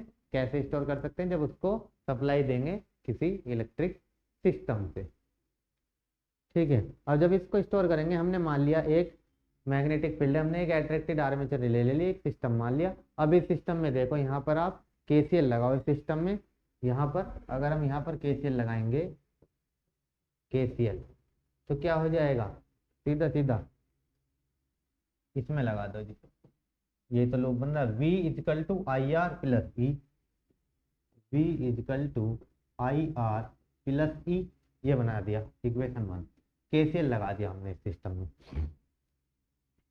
या फिर इसको कह सकते हैं आई आर प्लस, ये चेंज हो गया, rate of change of flux E, यही तो होगा, d psi by D t, इसको मान लो इक्वेशन 1, जब इसको ही लिख रहे हो तो D psi by D T, rate of change of flux. अब क्या करेंगे, दोनों तरफ आई डी टी से मल्टीप्लाई कर देते हैं, multiplying both sides by I D T, इसका डेरिवेशन टाइप भी पूछा जाता है, तो इसीलिए कर रहे हैं I R D T plus I D psi, D T से डी टी कैंसिल हो जाएगा, तो बचेगा क्या, आई डी साइन, और आई डी टी से मल्टीप्लाई करें, आई पहले ही है, तो आई स्क्वायर आर डी टी हो गया, ठीक है, आई स्क्वायर आर डी टी, ये किसके बराबर है, इधर भी तो मल्टीप्लाई हो जाएगी, तो ये हो जाएगा वी आई डी टी। अब दोनों को एक साथ ले आइए, डी टी वालों को, V I D T minus I square R D T equals to I D psi, ठीक है, दोनों को हम ले आए एक साथ, वी आई डी साइन। अब देखिए यहाँ से क्या कॉमन आ रहा है, आई डी टी ये रहा, और आई डी टी इसके अंदर भी है, दोनों से आई डी टी कॉमन ले लेते हैं, आई डी टी कॉमन ले लिया, तो बच गया आपका V minus I R equal to I D psi, क्या बच गया, वी माइनस आई आर। अब देखो v माइनस आई आर किसके बराबर है, यहाँ से अगर देखें तो v माइनस आई आर बराबर हो जाएगा e के, तो यहाँ लिख सकते हैं हम इसको I D t into E equals to I D psi, तो E I D T equals to हो गया आई डी साइन के, तो सिंपली इसको कह सकते हैं E I D T equals to I D psi, ये बन गई हमारी इक्वेशन नंबर 2, ये हो गई थी इक्वेशन नंबर 2, ठीक है। केसीएल लगा के हमने इसको इतना सोल्व कर लिया। चलिए आगे चलते हैं। अब जो इलेक्ट्रिकल एनर्जी इनपुट दे रहे हैं वो कितना है, इलेक्ट्रिकल एनर्जी इनपुट, तो वो डी डब्ल्यू इलेक्ट्रिकल, तो electrical energy input, electrical energy input, electrical energy input दे रहे हैं, किसको दे रहे हैं, कोइल को, इनपुट टू कोइल, कोइल को दे रहे हैं, उसमें करंट क्या फ्लो हो रही है, फिर आई करंट फ्लो हो रही है, तो सीधा लिख देते हैं d W electrical, electrical energy दी, वो किसके बराबर हो जाएगी, अभी अभी आपने देखा, ये हो गई सीधी सीधी ई आई डी टी के, यही तो इलेक्ट्रिकल एनर्जी आई निकल गई, ई आई डी टी, ये बराबर हो गई आपकी आई डी साइन के, आई डी साइन, ये हो गई इक्वेशन नंबर 3, ठीक है। अब क्या मिला, अब मान लीजिए आर्मेचर जो है मूव नहीं कर रही, एक पोजीशन एक्स पे फिक्स है अभी फिलहाल। हमने मान लिया कि let armature is let armature is fixed at position X. Armature क्या है, पोजीशन एक्स पर फिक्स है। जब आर्मेचर पोजीशन एक्स पर फिक्स है तो इसका मतलब क्या हो गया, जो इलेक्ट्रिक इनपुट दिया वही क्या हो गया, फील्ड के बराबर हो गया। तो हमारा डी डब्ल्यू इलेक्ट्रिकल जो था ये ई आई डी टी के बराबर जो था, ये किसके बराबर था, या फिर आई डी साइन कह दें तो ये किसके बराबर हो जाएगा, डी डब्ल्यू फील्ड के बराबर हो जाएगा। अब ये जब आर्मेचर घूम ही नहीं रही है, अपनी पोजीशन पर फिक्स है। ठीक है, अब मान लीजिए इसमें क्या है, अब चेंज हो गया। डी डब्ल्यू फील्ड है क्या, change in energy storage. D W field क्या है, चेंज इन एनर्जी स्टोर्ड। यह भी हमने स्टार्टिंग में पढ़ा था एनर्जी बैलेंस इक्वेशन में। D W field energy change in energy stored in magnetic field, magnetic field का यूज कर रहे हैं। डी डब्ल्यू फील्ड ये हो गया, तो डी डब्ल्यू इलेक्ट्रिकल बराबर आ गया डी डब्ल्यू फील्ड के। ठीक है, या फिर हम इसको कह सकते हैं डी डब्ल्यू इलेक्ट्रिकल किसके बराबर है, आई डी साइन के भी बराबर है। अब क्योंकि ये आई डी साइन के बराबर है तो आई डी साइन को हम कह सकते हैं I N D phi. D psi बराबर होता है क्योंकि एन डी फाई के, डी साइन बराबर होता है एन डी फाई के। ठीक है, एन डी फाई के। अब एक चीज और, एम इजकल टू होता एन आई, तो इसको और आगे भी ले सकते हैं। तो इसको हम क्या कह सकते हैं, एम आई, एन आई की जगह आ गया एम, तो ये हो गया एम डी फाई। आगे कहीं तो क्या हो जाएगा, एम डी फाई। तो डी डब्ल्यू इलेक्ट्रिकल बराबर आ गया एम डी फाई के बराबर आई डी साइन के। ये हो गई इक्वेशन नंबर 5। तो ये हमारा इलेक्ट्रिकल फील्ड और मैकेनिकल फील्ड हमने निकाल दिया। एनर्जी स्टोर्ड इन सिंगली एक्साइटेड सिस्टम, तो ये एनर्जी स्टोर आ गई ई आई डी टी या डी डब्ल्यू फील्ड कह दो इसके बराबर, अगर पोजीशन एक्स पे फिक्स है। और दूसरा आप कह सकते हो एम डी फाई का एनर्जी स्टोर। ठीक है, अब अगर फ्लक्स में कुछ चेंज होता है फाइनाइट टाइम के लिए तो हम इसको इंटीग्रेशन की फॉर्म में भी लिख सकते हैं। कैसे लिखेंगे, फ्लक्स अगर चेंज हो जाता है हमारा, तो the energy absorbed by field, the energy absorbed, कितनी एनर्जी एब्जॉर्ब करी, the energy absorbed by field. कब कब energy absorb, finite change in flux linkage, और फाइनाइट चेंज इन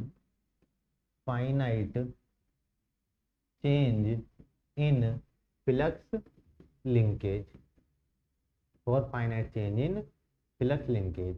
जब फाइनाइट चेंज होगा फ्लक्स लिंकेज में तो तब एनर्जी स्टोर जाएगी delta W field equals to, अब फाइनाइट चेंज होगा तो लिमिट में रहेगा, तो लिमिट हमने मान ली कि भाई साइन 1 से साइन 2 की रेंज में हमारा फ्लक्स लिंकेज जो है चेंज हो रहा है। तो ये कितनी है, आई साइन डी साइन, तो आई साइन डी साइन। ठीक है जी, या फिर अगर हम इसको, हमने दो तरह से लिखा था यहाँ, साइन की फॉर्म में, एक तो साइन की फॉर्म में लिखा, या फिर पाई की फॉर्म में लिखना है तो पाई की फॉर्म में लिख दीजिए।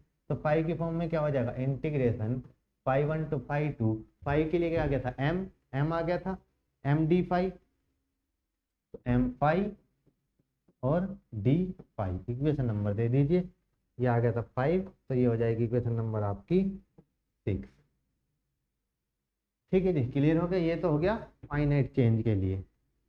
अब अगर आपका इतना ही सफिशिएंट है, energy stored in single magnetic field singly excited system के लिए, दिस इज सफिशिएंट। ठीक है, चलिए अब नेक्स्ट टॉपिक की तरफ चलते हैं। नेक्स्ट टॉपिक है एनर्जी एंड को एनर्जी। नेक्स्ट टॉपिक आता है आपका एनर्जी एंड को एनर्जी, एनर्जी एंड को एनर्जी। तो एक डायग्राम बना के इसको शॉर्ट में हम समझ लेते हैं, एनर्जी एंड को एनर्जी को। चलिए ये बना देते, ठीक है। चलिए ये देखिए दो पार्ट में डिवाइड हो गई है। एक तरफ तो क्या है आपका करंट है इधर, और इधर क्या है फ्लक्स लिंकेज है, फ्लक्स लिंकेज, ठीक है। फ्लक्स लिंकेज, फ्लक्स लिंकेज यानी साइन और करंट यानी आई। अब हमारे एक तो ये वाला पार्ट हो गया और एक हमारा हो गया ये वाला पार्ट। तो ये वाला जो पार्ट है ये है आपकी फील्ड एनर्जी और ये है आपकी को एनर्जी। ये है आपकी field energy, field energy, field energy, और ये जो दूसरा पार्ट है ये है आपकी को एनर्जी। तो ग्राफ के हेल्प से हम इन दोनों को डिफाइन कर सकते हैं। तो सबसे पहले देख लेते हैं कि भाई फील्ड एनर्जी क्या है। तो फील्ड एनर्जी जो है वो कौन सा एरिया है, साइन एक्सिस और आई साइन एक्सिस के बीच का जो एरिया है वो आपकी कहलाएगी फील्ड एनर्जी, ठीक है। तो फील्ड एनर्जी, फील्ड एनर्जी क्या है आपकी, कौन सी है, कौन सा एरिया हो गया आपका फील्ड एनर्जी का, साइन एक्सिस ये वाली और I psi curve. I psi curve कौन सा, यही तो है, ये है आई साइन कर्व। ये कर्व ही तो बना हमारा आई और साइन के बीच में जो कर्व आया आई साइन कर्व। तो field energy is the area between psi axis and I psi curve, इनके बीच का जो एरिया है ये क्या है आपकी फील्ड एनर्जी। अब आपकी आती है को एनर्जी। को एनर्जी को फॉर्मूले से, ये वाली को एनर्जी है यानी आई बिटवीन, चलो इसको भी ऐसे ही इसी फॉर्म में लिख देते हैं को एनर्जी को भी। तो को एनर्जी क्या है, coenergy is the area between कौन सी एक्सिस, आई एक्सिस और I psi curve, I axis and I psi curve. It is defined as, इसको कैसे कैलकुलेट कर सकते हैं, तो इसका हम फॉर्मूला भी लिख देते हैं को एनर्जी। को एनर्जी को मान लीजिए हम रिप्रेजेंट कर देते हैं डब्ल्यू फील्ड डैश से, डब्ल्यू फील्ड डैश। तो वेरिएबल कौन कौन से हैं इसमें, आई और एक्स, आई इलेक्ट्रिकल के लिए और एक्स मैकेनिकल में जब कन्वर्ट हो रहा है यानी पोजीशन। तो आई साइन माइनस डब्ल्यू फील्ड, इससे आप इसको कैलकुलेट कर सकते हैं। और डब्ल्यू फील्ड में कौन कौन से वेरिएबल हैं यहाँ पर, psi comma x. Equation number दे दीजिए 6 या 7 जो भी आपकी आ रही है वहां से बन के पीछे से, नहीं तो ऐसे रहने दो, इक्वेशन की कोई जरूरत ही नहीं। चलिए ये हो गई आपकी इसको कैलकुलेट करने का फॉर्मूला, इसको हम कवर कर दें। तो ये हो गई एनर्जी एंड को एनर्जी, को एनर्जी, ठीक है। तो सिंपली डब्ल्यू फील्ड डैश अगर हम यहाँ से देखें तो इसको हम ऐसे भी कह सकते हैं, W field dash equals to integration 0 to I, 0 से आई के बीच में अगर हम ग्राफ लें, ठीक है, psi D I, psi D I. तो ये हो गई आपके एनर्जी एंड को एनर्जी। चलिए अब इसके बाद चलते हैं हम नेक्स्ट टॉपिक की तरफ। नेक्स्ट टॉपिक है आपका डबली एक्साइटेड सिस्टम। अभी हमने देखा सिंगली एक्साइटेड सिस्टम। अच्छा सिंगली एक्साइटेड सिस्टम देख तो लिया, सिंगली एक्साइटेड सिस्टम के कुछ एग्जाम्पल्स हमने नहीं लिखे, तो हम सिंगली एक्साइटेड सिस्टम के कुछ एग्जाम्पल्स भी नोट कर लेते हैं। some examples of singly excited system, some examples of singly excited system, some examples of singly excited system।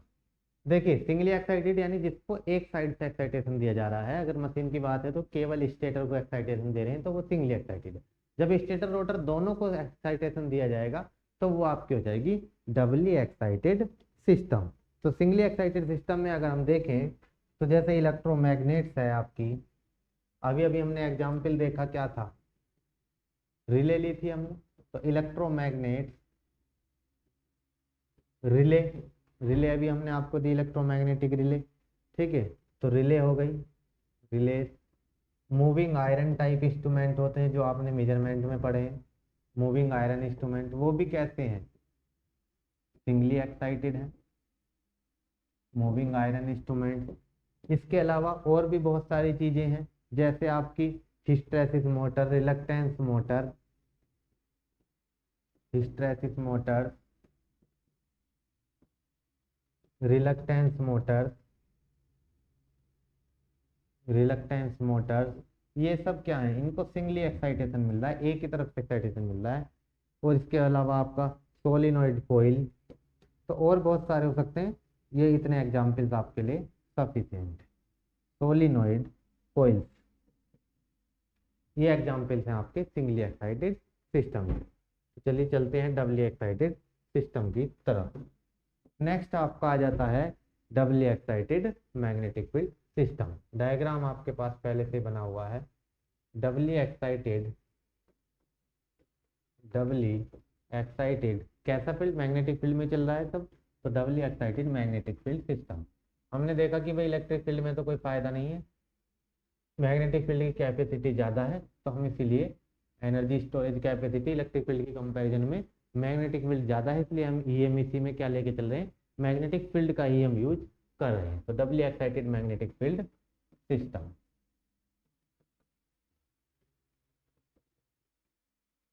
ये आपका डबली एक्साइटेड मैग्नेटिक फील्ड सिस्टम दिखाया गया। सिंक्रोनस मशीन आपका सबसे बढ़िया एग्जाम्पल है डबली एक्साइटेड सिस्टम का।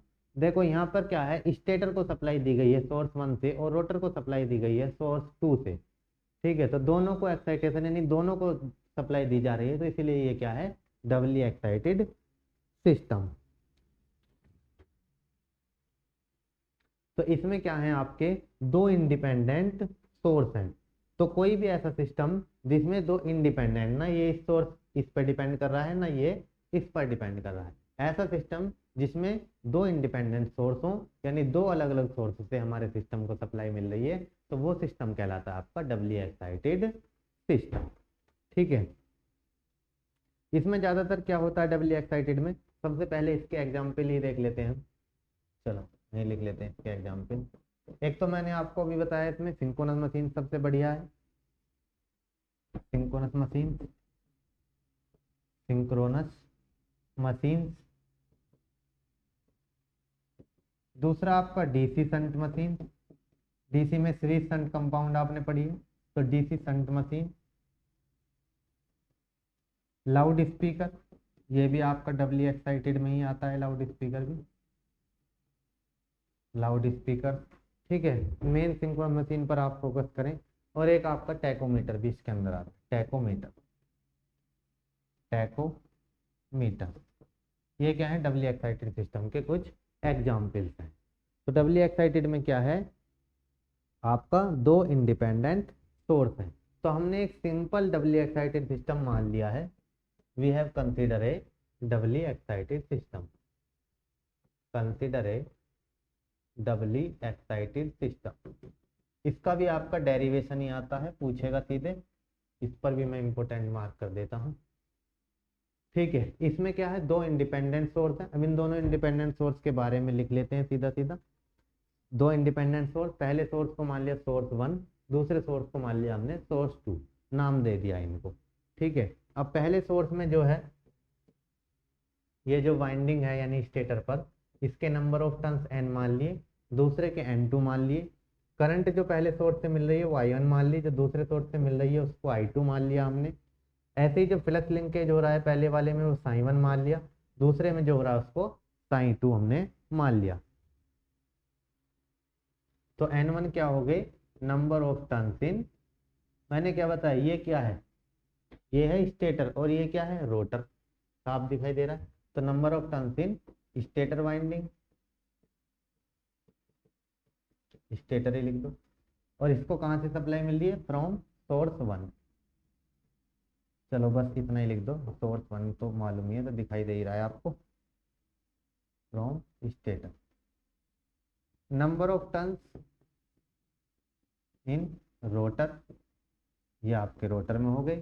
I1 क्या हो गई, जो करंट मिल रही है सोर्स 1 की वजह से, current due to source 1, current due to source 1। I2 क्या हो गई, current due to source 2। I1 क्या हो गया, जो फ्लक्स लिंकेज है आपका ड्यू टू I1 पहली करंट की वजह से, flux linkage due to I1, I2 क्या हो जाएगा, flux linkage due to I2। तो ये हमने सिस्टम कंसीडर कर लिया, ये चीज़ इसके अंदर मान ली। अब हम डेरिवेशन स्टार्ट करते हैं। अब जो एमएमएफ प्रोड्यूस होगा स्टेटर और रोटर पर, वो क्या होंगे, दोनों सेम डायरेक्शन में होंगे। डायग्राम देख लीजिए एक बार, तभी आपकी बात समझ में आएगी। लेकिन जो टॉर्क प्रोड्यूस हो रहा है टी, देखो टॉर्क किस डायरेक्शन में प्रोड्यूस होगा, टी टॉर्क होगा, ये है क्लॉकवाइज, लेकिन टॉर्क अपोजिट चलेगा, काउंटर क्लॉकवाइज डायरेक्शन में। एमएफ तो सेम में होंगे, लेकिन टॉर्क काउंटर क्लॉकवाइज डायरेक्शन में होगा। ये चलिए लिख देते हैं, टॉर्क क्या होगा, काउंटर क्लॉकवाइज डायरेक्शन में होगा। तो MMF produced by stator and rotor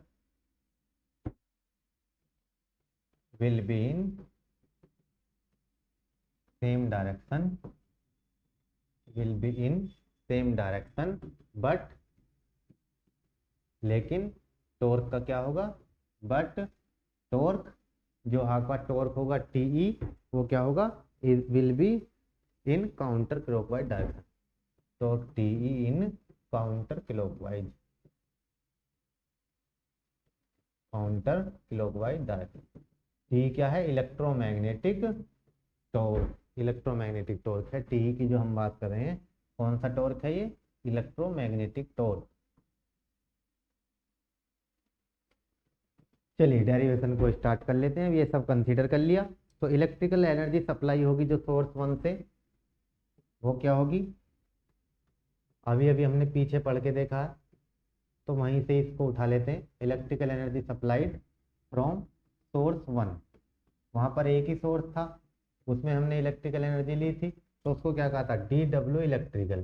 कितनी आई थी डी डब्ल्यू इलेक्ट्रिकल, बताइए। डी डब्ल्यू इलेक्ट्रिकल आई थी आपकी आई डी साइन। तो यहाँ पर दो सोर्स हैं, तो I1 डी साइन 1, ये होगी पहले सोर्स से। अब दूसरे सोर्स से electrical energy supplied by source 2, ये होगी फ्रॉम सोर्स 1, फ्रॉम सोर्स 1।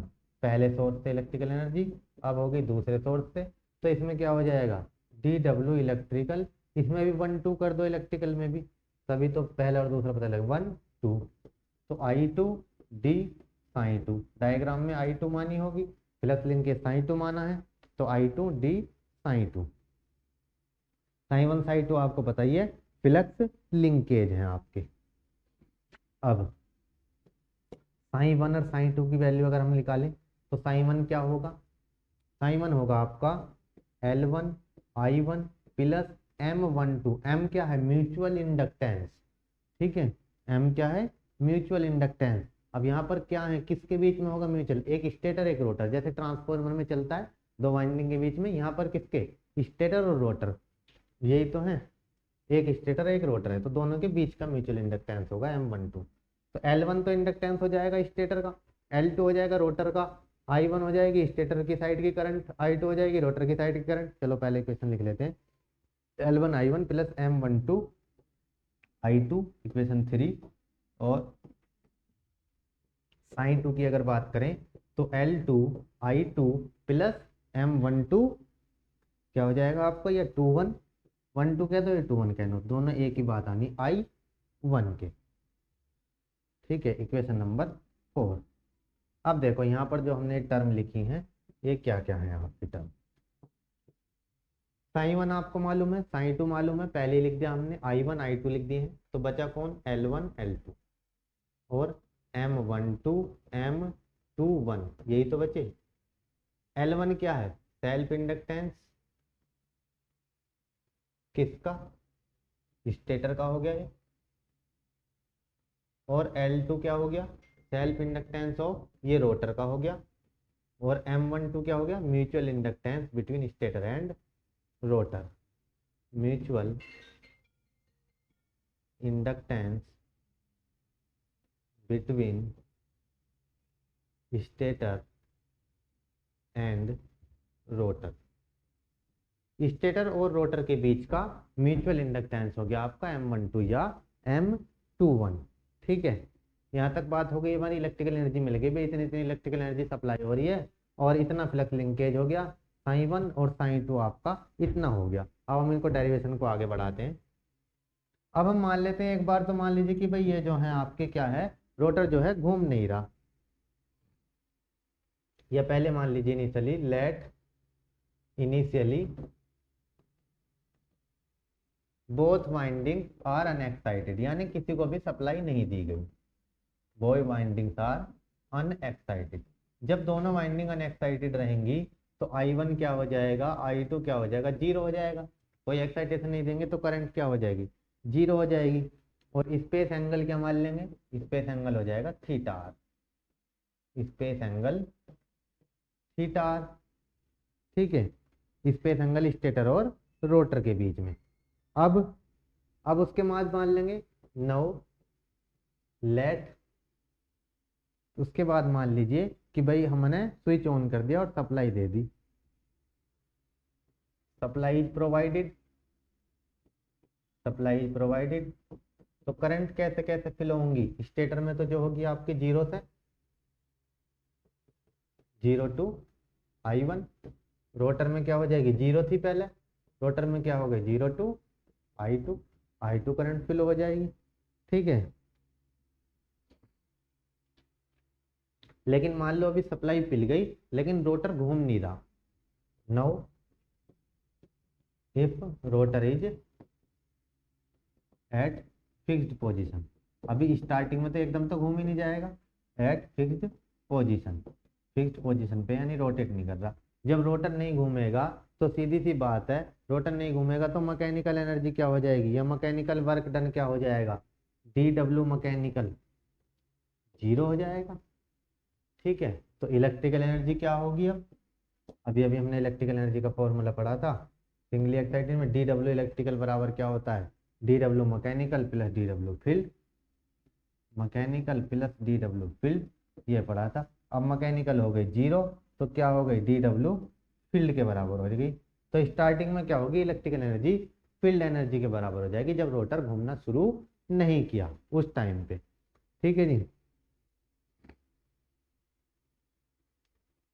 तो DW फील्ड बराबर DW इलेक्ट्रिकल की। तो DW electrical equal to DW field किसके बराबर हो जाएंगे, अभी अभी हमने निकाले थे, देखिए DW इलेक्ट्रिकल या DW फील्ड किसके बराबर हो जाएंगे, दोनों के जुड़ जाएंगे 1 और 2, तो I1 D sin 1 plus I2 D sin 2, तो किसके बराबर हो जाएंगे, I1 D sin 1 plus I2 D sin 2। अब sin 1 sin 2 की वैल्यू रख दीजिए यहाँ से, पीछे हमने sin 1 sin 2 की वैल्यू कैलकुलेट करी है, पीछे पेज पे उनको नोट कर देंगे। तो I1 D sin 1 की वैल्यू क्या थी, sin 1 की वैल्यू रही L1 I1 plus M12 I2, L1 I1 plus L1 I1 plus M12 I2 plus M12 I2, ठीक है, plus I2 D L2 I2 plus M21 I1, ये वैल्यू रख दी हमने। ठीक है, अब हमारी ये बन गई नई इक्वेशन। इसको मान लीजिए जो भी इक्वेशन अभी तक हमने बनाई है, 1 2 कितनी इक्वेशन बनाई है, 1 2 3 4 5 मान लीजिए। तो इसको वैसे इनको तो वैल्यू रख दी, इनकी कोई ज़रूरत भी नहीं है इक्वेशन बनाने की, वैसे ही पहले इक्वेशन बढ़ती जा रही है, 3 मान लो। चलो ज़्यादा इक्वेशन नहीं बढ़ा रहे हम, इसको कर देंगे इक्वेशन नंबर 3। ठीक है जी, ये हो गई इक्वेशन नंबर 3। चलिए अब यहाँ पर स्पेस कम है, आगे पेज पर डेरिवेशन को कंटिन्यू करते हैं। अब देखिए, अब रोटर फिक्स है तो रिलक्टेंस वगैरह सब क्या हो जाएंगे, जीरो हो जाएंगे। अब इसको हम ओपन करेंगे, इक्वेशन को ओपन करके इक्वेशन आपकी और लेंदी हो जाएगी थोड़ी, डी डब्ल्यू फील्ड, ब्रैकेट्स को ओपन वगैरह कर दीजिए तो आ जाएगा L1 I1 डी, कितना आ रहा है DI1 प्लस, ठीक है, L2 I2 DI2, L2 I2 DI2 plus, equation को पीछे देख के ओपन कर सकते हैं आप, L1 I1 DI1 plus L2 I2 DI2। अब एक बार इसका M12 के साथ, एक बार M21 के साथ, इस तरह से चलेगा, काफ़ी टर्म बन जाएंगी इनकी। चलिए मैं इनको टर्म्स को I1 M12 DI2, I1 M12 DI2, फिर I2 के साथ आ जाएगा, I2 के साथ M21 हो जाएगा, I2 M21 और DI1 हो जाएगा। ठीक है, चार टर्म तो ये बन गई जी आपकी, चार टर्म ये बन गई, तो चार ही टर्म बनेंगी, चार ही टर्म बनेंगी। ठीक है, मल्टीप्लाई करके देख लीजिए, दो ये और दो ये, चार टर्म बन गई आपकी। अब इसमें देखो क्या कॉमन दिखाई दे रहा है, इन दोनों का तो कुछ होना नहीं है तो रहने दो, L1 I1 DI1 plus L2 I2 DI2। अब M12 और M21 तो दोनों बराबर ही हैं, M12 या M21 दोनों बराबर ही हैं, तो दोनों को ऐसे मान लो M12 प्लस M12 कह दो, M12 और I1 और I2, डिफ्रेंसिएशन में अगर हम इनको लें तो DI1 I2, DI1 I2, I1 I2, इस तरह से भी लिख सकते हो। तो इक्वेशन आपकी बन जाएगी ये इक्वेशन,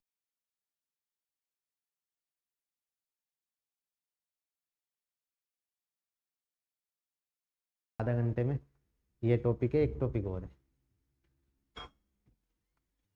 ठीक है, M12 DI1 I2, तो इक्वेशन नंबर हमारी हो गई थी 3, तो हम इसको मान लेते हैं इक्वेशन नंबर 4, को मान लेते हैं इक्वेशन नंबर 4। चलिए आगे बढ़ते हैं, equation number 4।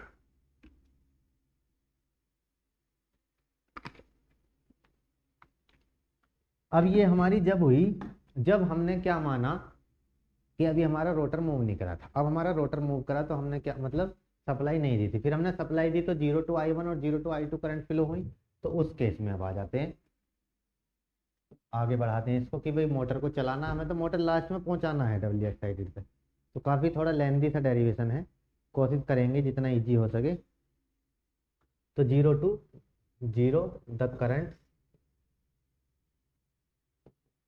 From 0 to I1 and 0 to I2 जब पहुंचेंगी तब उस केस में क्या होगा, उस केस में देखिए आपका डी डब्ल्यू फील्ड क्या हो जाएगा आपका, उस केस में डब्ल्यू फील्ड इक्वल्स टू आपका क्या जाएगा L1 इंटीग्रेशन 0 टू I1, 0 से I1 पहुंच जाएंगी DI1 plus L2 integration 0 to I2 DI2।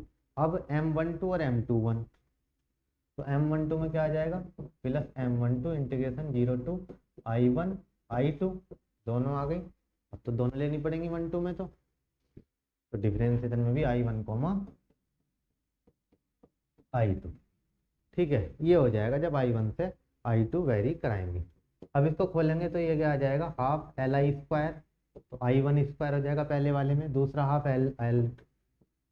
L2 I2 square हो जाएगा, तीसरे वाले में तो ऐसा होगा नहीं, तीसरे में तो M12 I1 I2 हो जाएगा, M12 I1 I2। Equation number हो गई 5 इक्वेशन आपकी आ गई, 4 5। ठीक है, अभी तक मोटर रोटर जो है घूमा नहीं है, अभी केवल करंट दी है, करंट देने के बाद ये कंडीशन तक पहुंचे हैं। जैसे ही रोटर घूमेगा तो डबल इक्वेशन हो जाएगी, इक्वेशन और लेंथी हो जाएगी। तो अब रोटर को घुमा दीजिए, बहुत देर हो गई, फटाफट रोटर को घुमाते हैं। Now when rotor moves, now when rotor moves, किसी एंगल पे घूमेगा, तो हमने मान लिया रोटर मूव करता है डी थीटा आर से, एट डी थीटा आर। जब डी थीटा आर से मूव करेगा तो उसमें एक टॉर्क बनता है टी ई, तब डी डब्ल्यू इलेक्ट्रिकल क्या होगा देखिए, तब आपका डी डब्ल्यू इलेक्ट्रिकल हो जाएगा, आपका क्या होगा जो अभी निकाला हमने L1 I1 DI1 plus L2 I2 DI2, ठीक है, M12 plus M12 I1 DI2 plus M21 आ जाएगा। ठीक है, देखो एक तो L1 I1 चलेगा, ऐसे ही L2 I2 DI2 चलेगा। M12 है तो यहाँ पर M21 चलेगा, M21 I2 DI1। अब देखिए ये टर्म तो आपकी थी, लेकिन अब जब थीटा एंगल से मूव कर गया तो अब चेंज हो जाएंगी। I1 square DL1 I1 square DL1। ठीक है, DW इलेक्ट्रिकल है ये आपका, square DL1 plus I1 I2 DM12 plus I1 I2 DM12, ऐसे इसमें आ जाएगा I2 square DL2 plus I1 I2 DM21, दोनों सेम ही आनी है तो, plus I1 I2 DM21, M21 कह दो या 12 कह दो, दोनों इक्वल ही रहेंगे। ठीक है, ये इक्वेशन आ जाएगी। नेक्स्ट आपकी अब इक्वेशन नंबर 6, इक्वेशन नंबर 6। चलिए यहाँ तक हो गया है आपका अभी कंप्लीट। अब इनमें मान लो इंक्रीमेंट मान लेंगे हम, तो इसको आगे बढ़ा देंगे और ठीक है, अब इंक्रीमेंट मान के इनको आगे बढ़ा देंगे। अब डिफरेंशियल वर्क डन, शॉर्ट में इसको फिनिश करते हैं। तो differential work done, differential work done कितना होगा भाई? डिफरेंशियल वर्क डन कब? जब डी थीटा आर से रोटर मूव कर रहा है, when virtual displacement D theta R occurs, तब क्या होगा? Differential work done. Work done यानी सीधा सीधा डी डब्ल्यू, मैकेनिकल की बात चल रही है। अब तो मैकेनिकल वर्क डन हो जाएगा, तब तो जीरो हो गया था। तो ये किसके बराबर हो जाएगा? उसमें कुछ टॉर्क प्रोड्यूस होगा, तो टॉर्क प्रोड्यूस हमने मान लिया टी होगा, तो टी इंटू क्या? टी ई इंटू कितना डिस्प्लेसमेंट? डी थीटा है, तो T into D theta R, ये हो जाएगा। ठीक है जी, इलेक्ट्रिकल आपका ये आ गया है।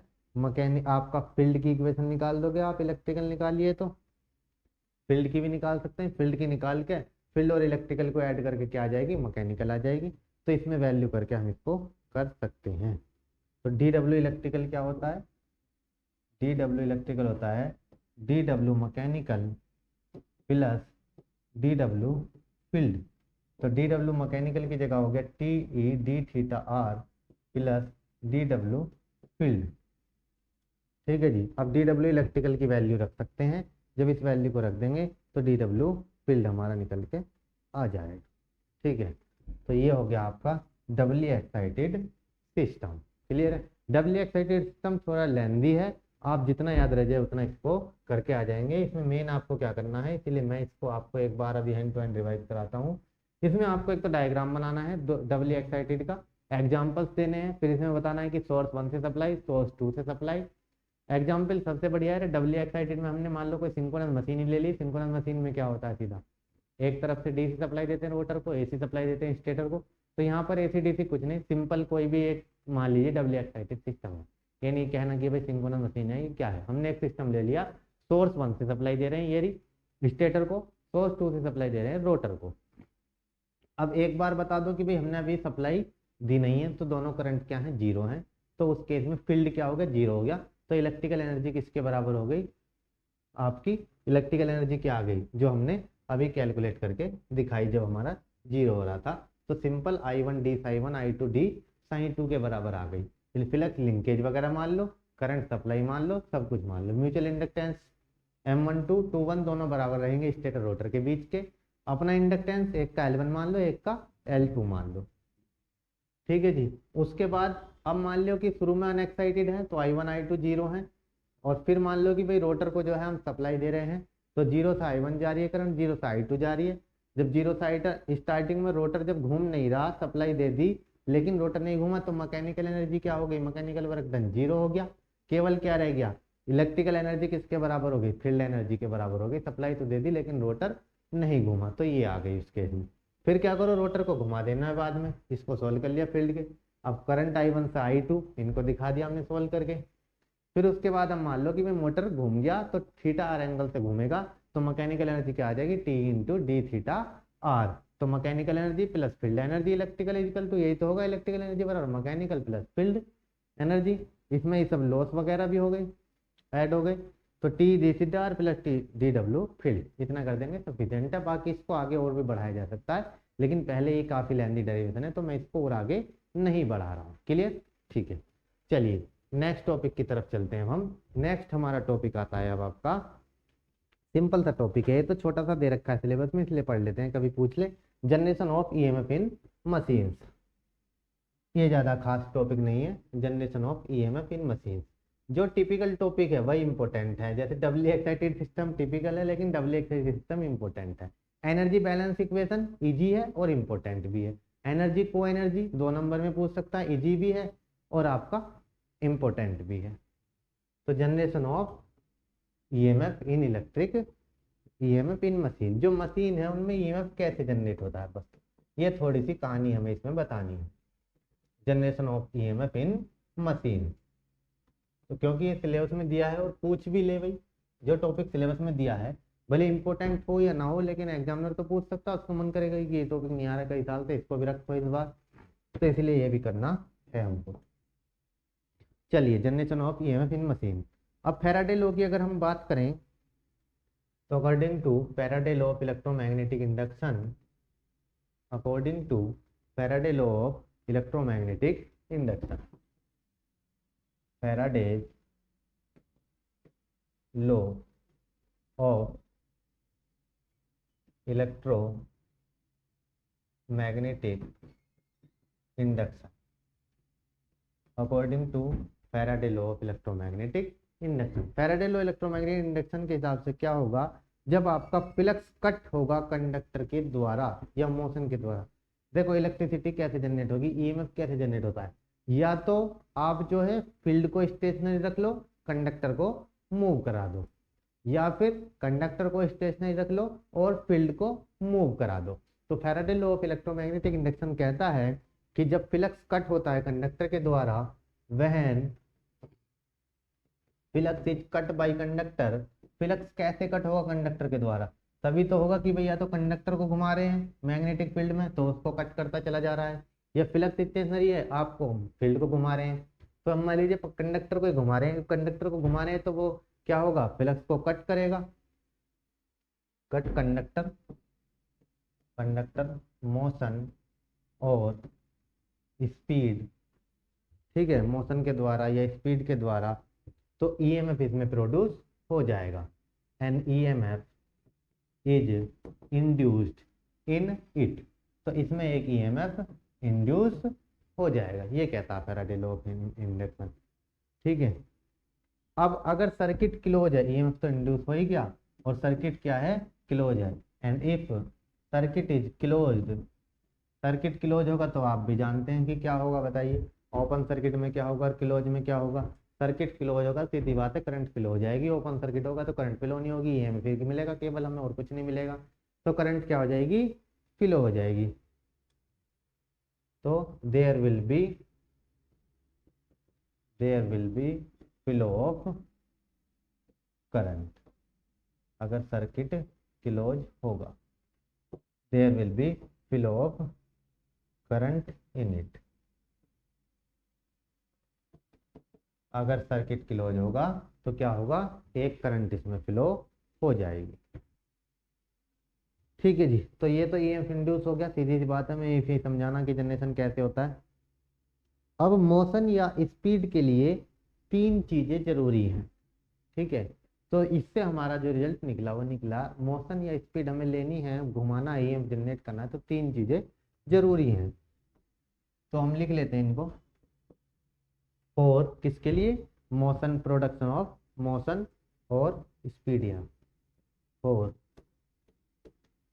प्रोडक्शन ऑफ मोशन और speed EMF, 3 things are required. कौन कौन सी हैं जी, देख लीजिए, 3 थिंग्स आर रिक्वायर्ड, 3 चीज़ों की हमें ज़रूरत पड़ने वाली है। पहली चीज़ क्या है, दूसरी क्या है, तीसरी क्या है, देख लेते हैं। पहली तो है आपकी जो है मैग्नेटिक फील्ड चाहिए, एक तो हमें, मैंने ही बताया कि मैग्नेटिक फील्ड चाहिए, या तो मैग्नेटिक फील्ड को रोटेट कराओ या कंडक्टर को। दूसरा हमने देखा कि कंडक्टर चाहिए, मैग्नेटिक फील्ड और एक कंडक्टर चाहिए हमें, ठीक है। और तीसरी चीज चाहिए, मोशन करा दो कंडक्टर का, motion of conductor with respect to field. तो कंडक्टर का जो मोशन है फील्ड के रेस्पेक्ट में वो चाहिए, तो हमारा ईएमएफ इंड्यूस हो जाएगा, ठीक है। तो ये आपका ईएमएफ इंड्यूस है। ईएमएफ इंड्यूस कितना होगा हम देख लेते हैं एक बार आगे। अब इसके फैराडे के जो हम बात कर रहे थे, दो लॉ हैं। तो पहला लॉ क्या कह रहा है इसका, Faraday first law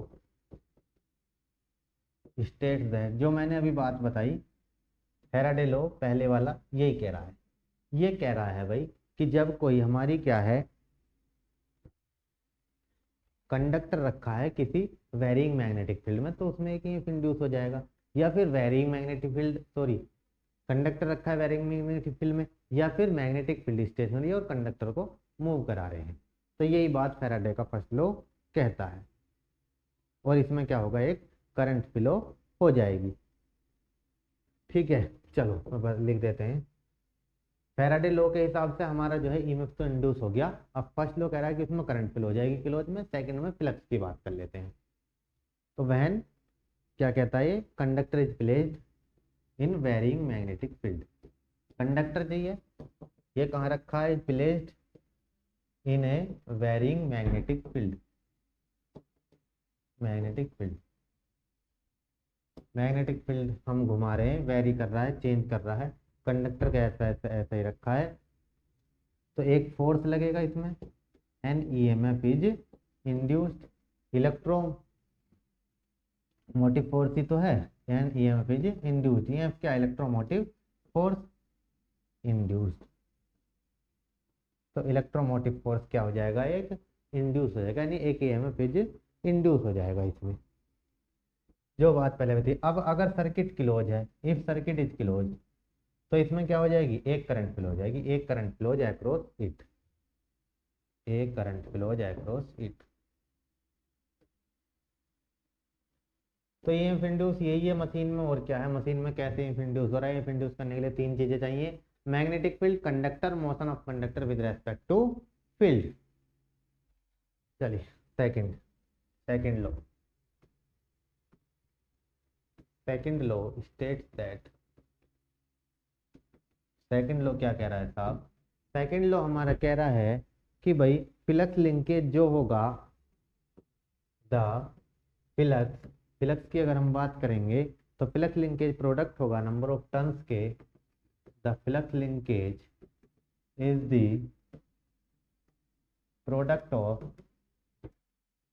number of turns, product किस किस का, नंबर ऑफ टर्न्स, किसके नंबर ऑफ टर्न, कोयल की, कोयल में ही होंगे, और कहाँ होंगे number of turn, in coil. और दूसरा होगा आपका flux associated with coil, and flux associated with coil. Coil में कितने नंबर ऑफ टर्न है, कितना उसके साथ फ्लक्स एसोसिएट हो रहा है, फ्लक्स एसोसिएटेड विद कोयल। इसको मैथमेटिकली हम लिख लेते हैं। तो E इक्वल्स टू होता है minus N D five by D T, ये आपने पढ़ा भी है।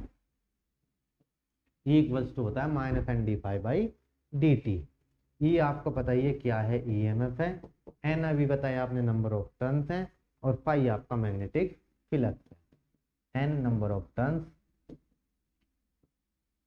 पाई मैग्नेटिक फ्लक्स, ठीक है। तो ये हो गया EMF in machine, EMF induce होना, ठीक है जी। तो ये हमारा चैप्टर जो है कंप्लीट हो गया है। इसमें एक टॉपिक और बचा है छोटा सा, उसको भी कर लेते हैं, टॉर्क का। फोर्स एंड टॉर्क की बात चल रही थी, तो टॉर्क इन सिंगल पे सिलेंड्रिकल रोटर मशीन। चलिए करते हैं इसको फटाफट से कंप्लीट। तो टॉर्क इन सिंगल फेज, ठीक है, cylindrical rotor machine, single phase cylindrical rotor machine, torque in single phase cylindrical rotor machine, ठीक है जी। टॉर्क देख लीजिए single phase cylindrical rotor machine में, चलिए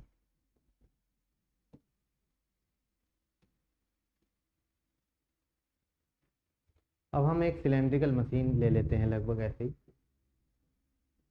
अभी तो मैं आइडियली सिर्फ समझाने के लिए सिंपल सा डायग्राम ऐसे ही बना दे रहा हूँ।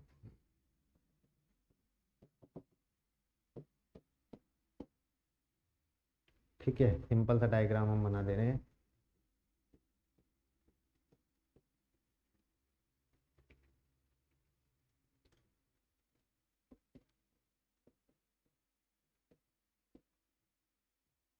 ये हमने बना दी एक एक्सिस। ये है आपकी एन पोल, इधर आएगा, एस पोल इधर आएगा, ये हो जाएगी स्टेटर फील्ड एक्सिस। ये है आपकी स्टेटर फील्ड एक्सिस। अब रोटर के फील्ड की एक्सिस बना देते हैं, तो किसी एक एंगल पे रहेगी रोटर फील्ड एक्सिस। मान लीजिए यहाँ आ रही है आपकी rotor field axis, this is the rotor field axis. तो बन गया दोनों एक्सिस के बीच में आपका क्या बन गया, एक एंगल बन गया। एंगल मान लीजिए कुछ भी एंगल बन रहा है, तो रोटर का एंगल हम इसको कह देते हैं, तो क्या हो गया, थीटा आर कह दीजिए इस एंगल को। ठीक है, ये क्या हो गया, थीटा आर। दो पोल हो गए, एन पोल और एस पोल। थोड़ा सा और दिखा देते हैं। अब जो है ये हमने दिखा दिए हैं, चलिए। और ऐसे ही हम इस एक्सिस के पास भी दिखा देंगे।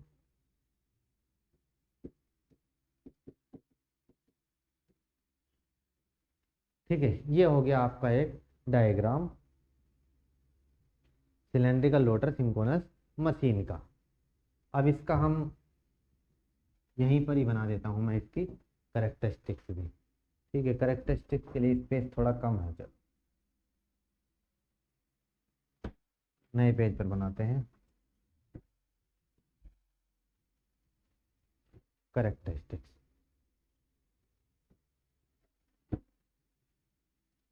ज़्यादा बड़ा बन गया भाई, दोबारा लेते हैं। कितना सफिशिएंट है,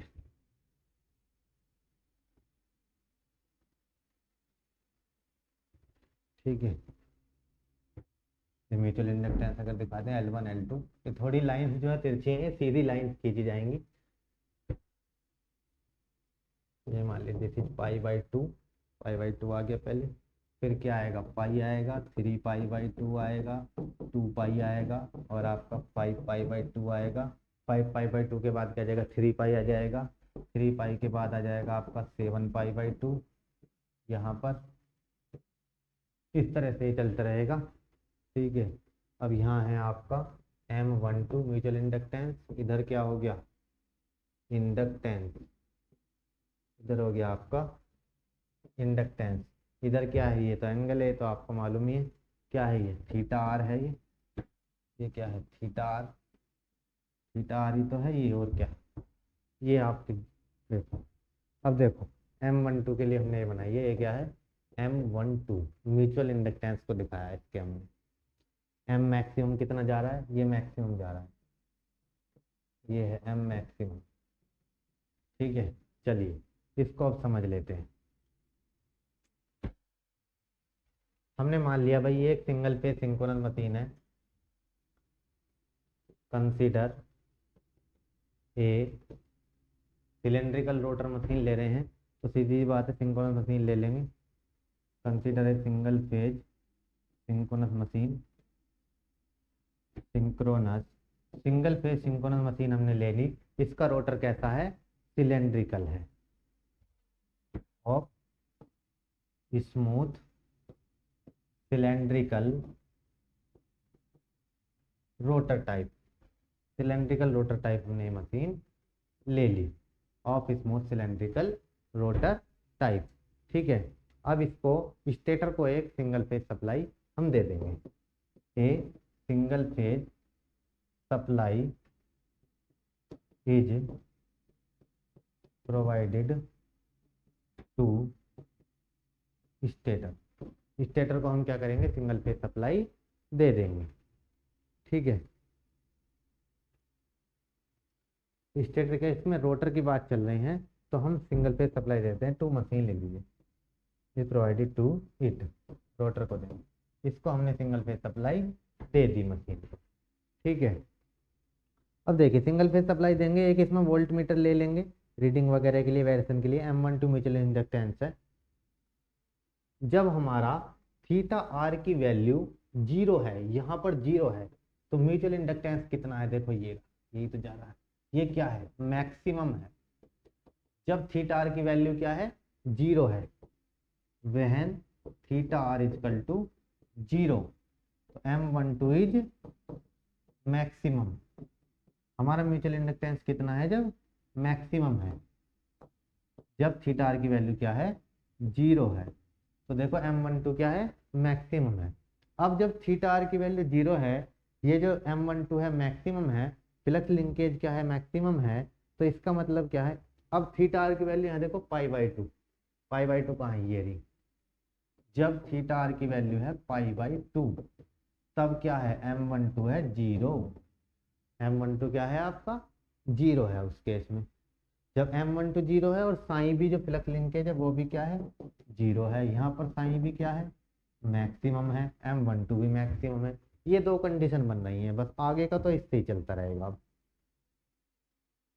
अब थीटा आर फिर पहुंच गया आपका पाई पर, पाई पे पहुंच जाओ वापस यहाँ। जब थीटा आर की वैल्यू कितनी आ गई, पाई आ गई यहाँ, ये रहा ये, तो M12 मैक्सिमम तो है लेकिन माइनस है। M12 क्या हो गया, मैक्सिमम है लेकिन माइनस है, निगेटिव है M12 की वैल्यू, ठीक है, यानी माइनस का M मैक्सिमम कह दो इसको।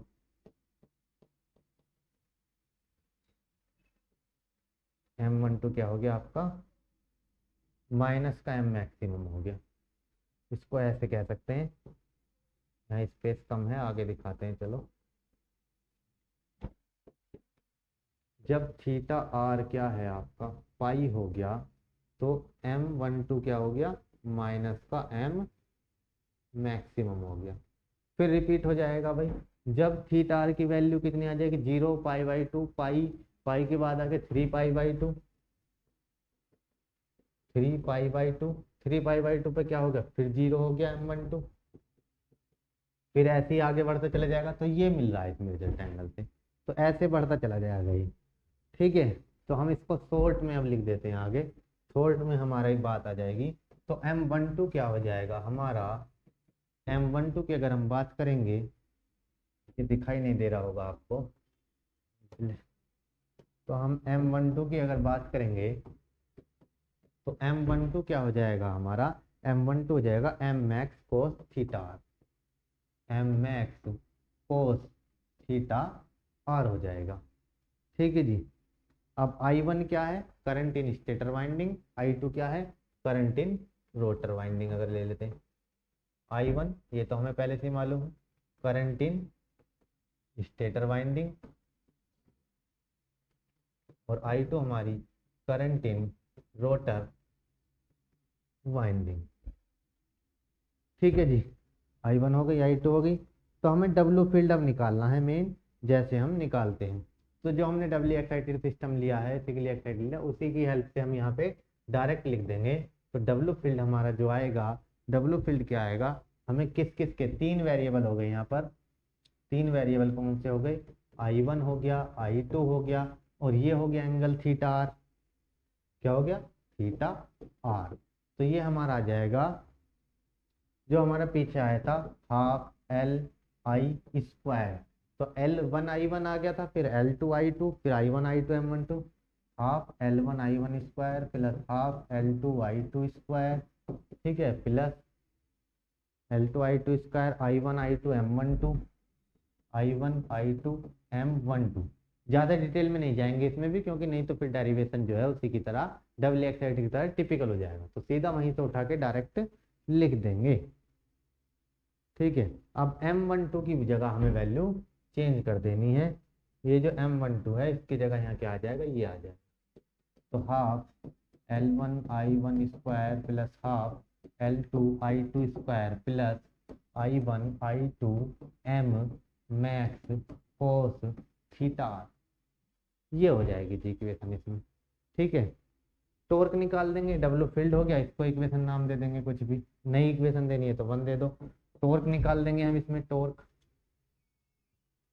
की अगर हम बात करेंगे तो टॉर्क टी क्या हो जाएगा, डेल्टा डब्लू फील्ड अपॉन क्या आ जाएगा, delta theta R. Delta theta R हमने क्या पढ़ा था, डेल्टा डब्लू फील्ड बराबर क्या पढ़ा था, डी डब्लू फील्ड बराबर T E into D theta R पढ़ा था। तो वहीं से क्या होगा, टी बराबर क्या हो जाएगा, टी को इधर ले आए तो delta W field upon delta theta R के हो गया। ठीक है, अब इसमें अगर हम वैल्यू रखेंगे तो आप देखिए, पहला half L1 I1 square L2 I2 square ये सब क्या हो जाएंगे, जीरो हो जाएंगे। ठीक है, टॉर्क में देखेंगे अगर हम तो हमारा क्या बचेगा, I1 I2 M12, और M12 की जगह क्या हो रहा है, minus I1 I2 M max cos theta R, ये हो जाएगा।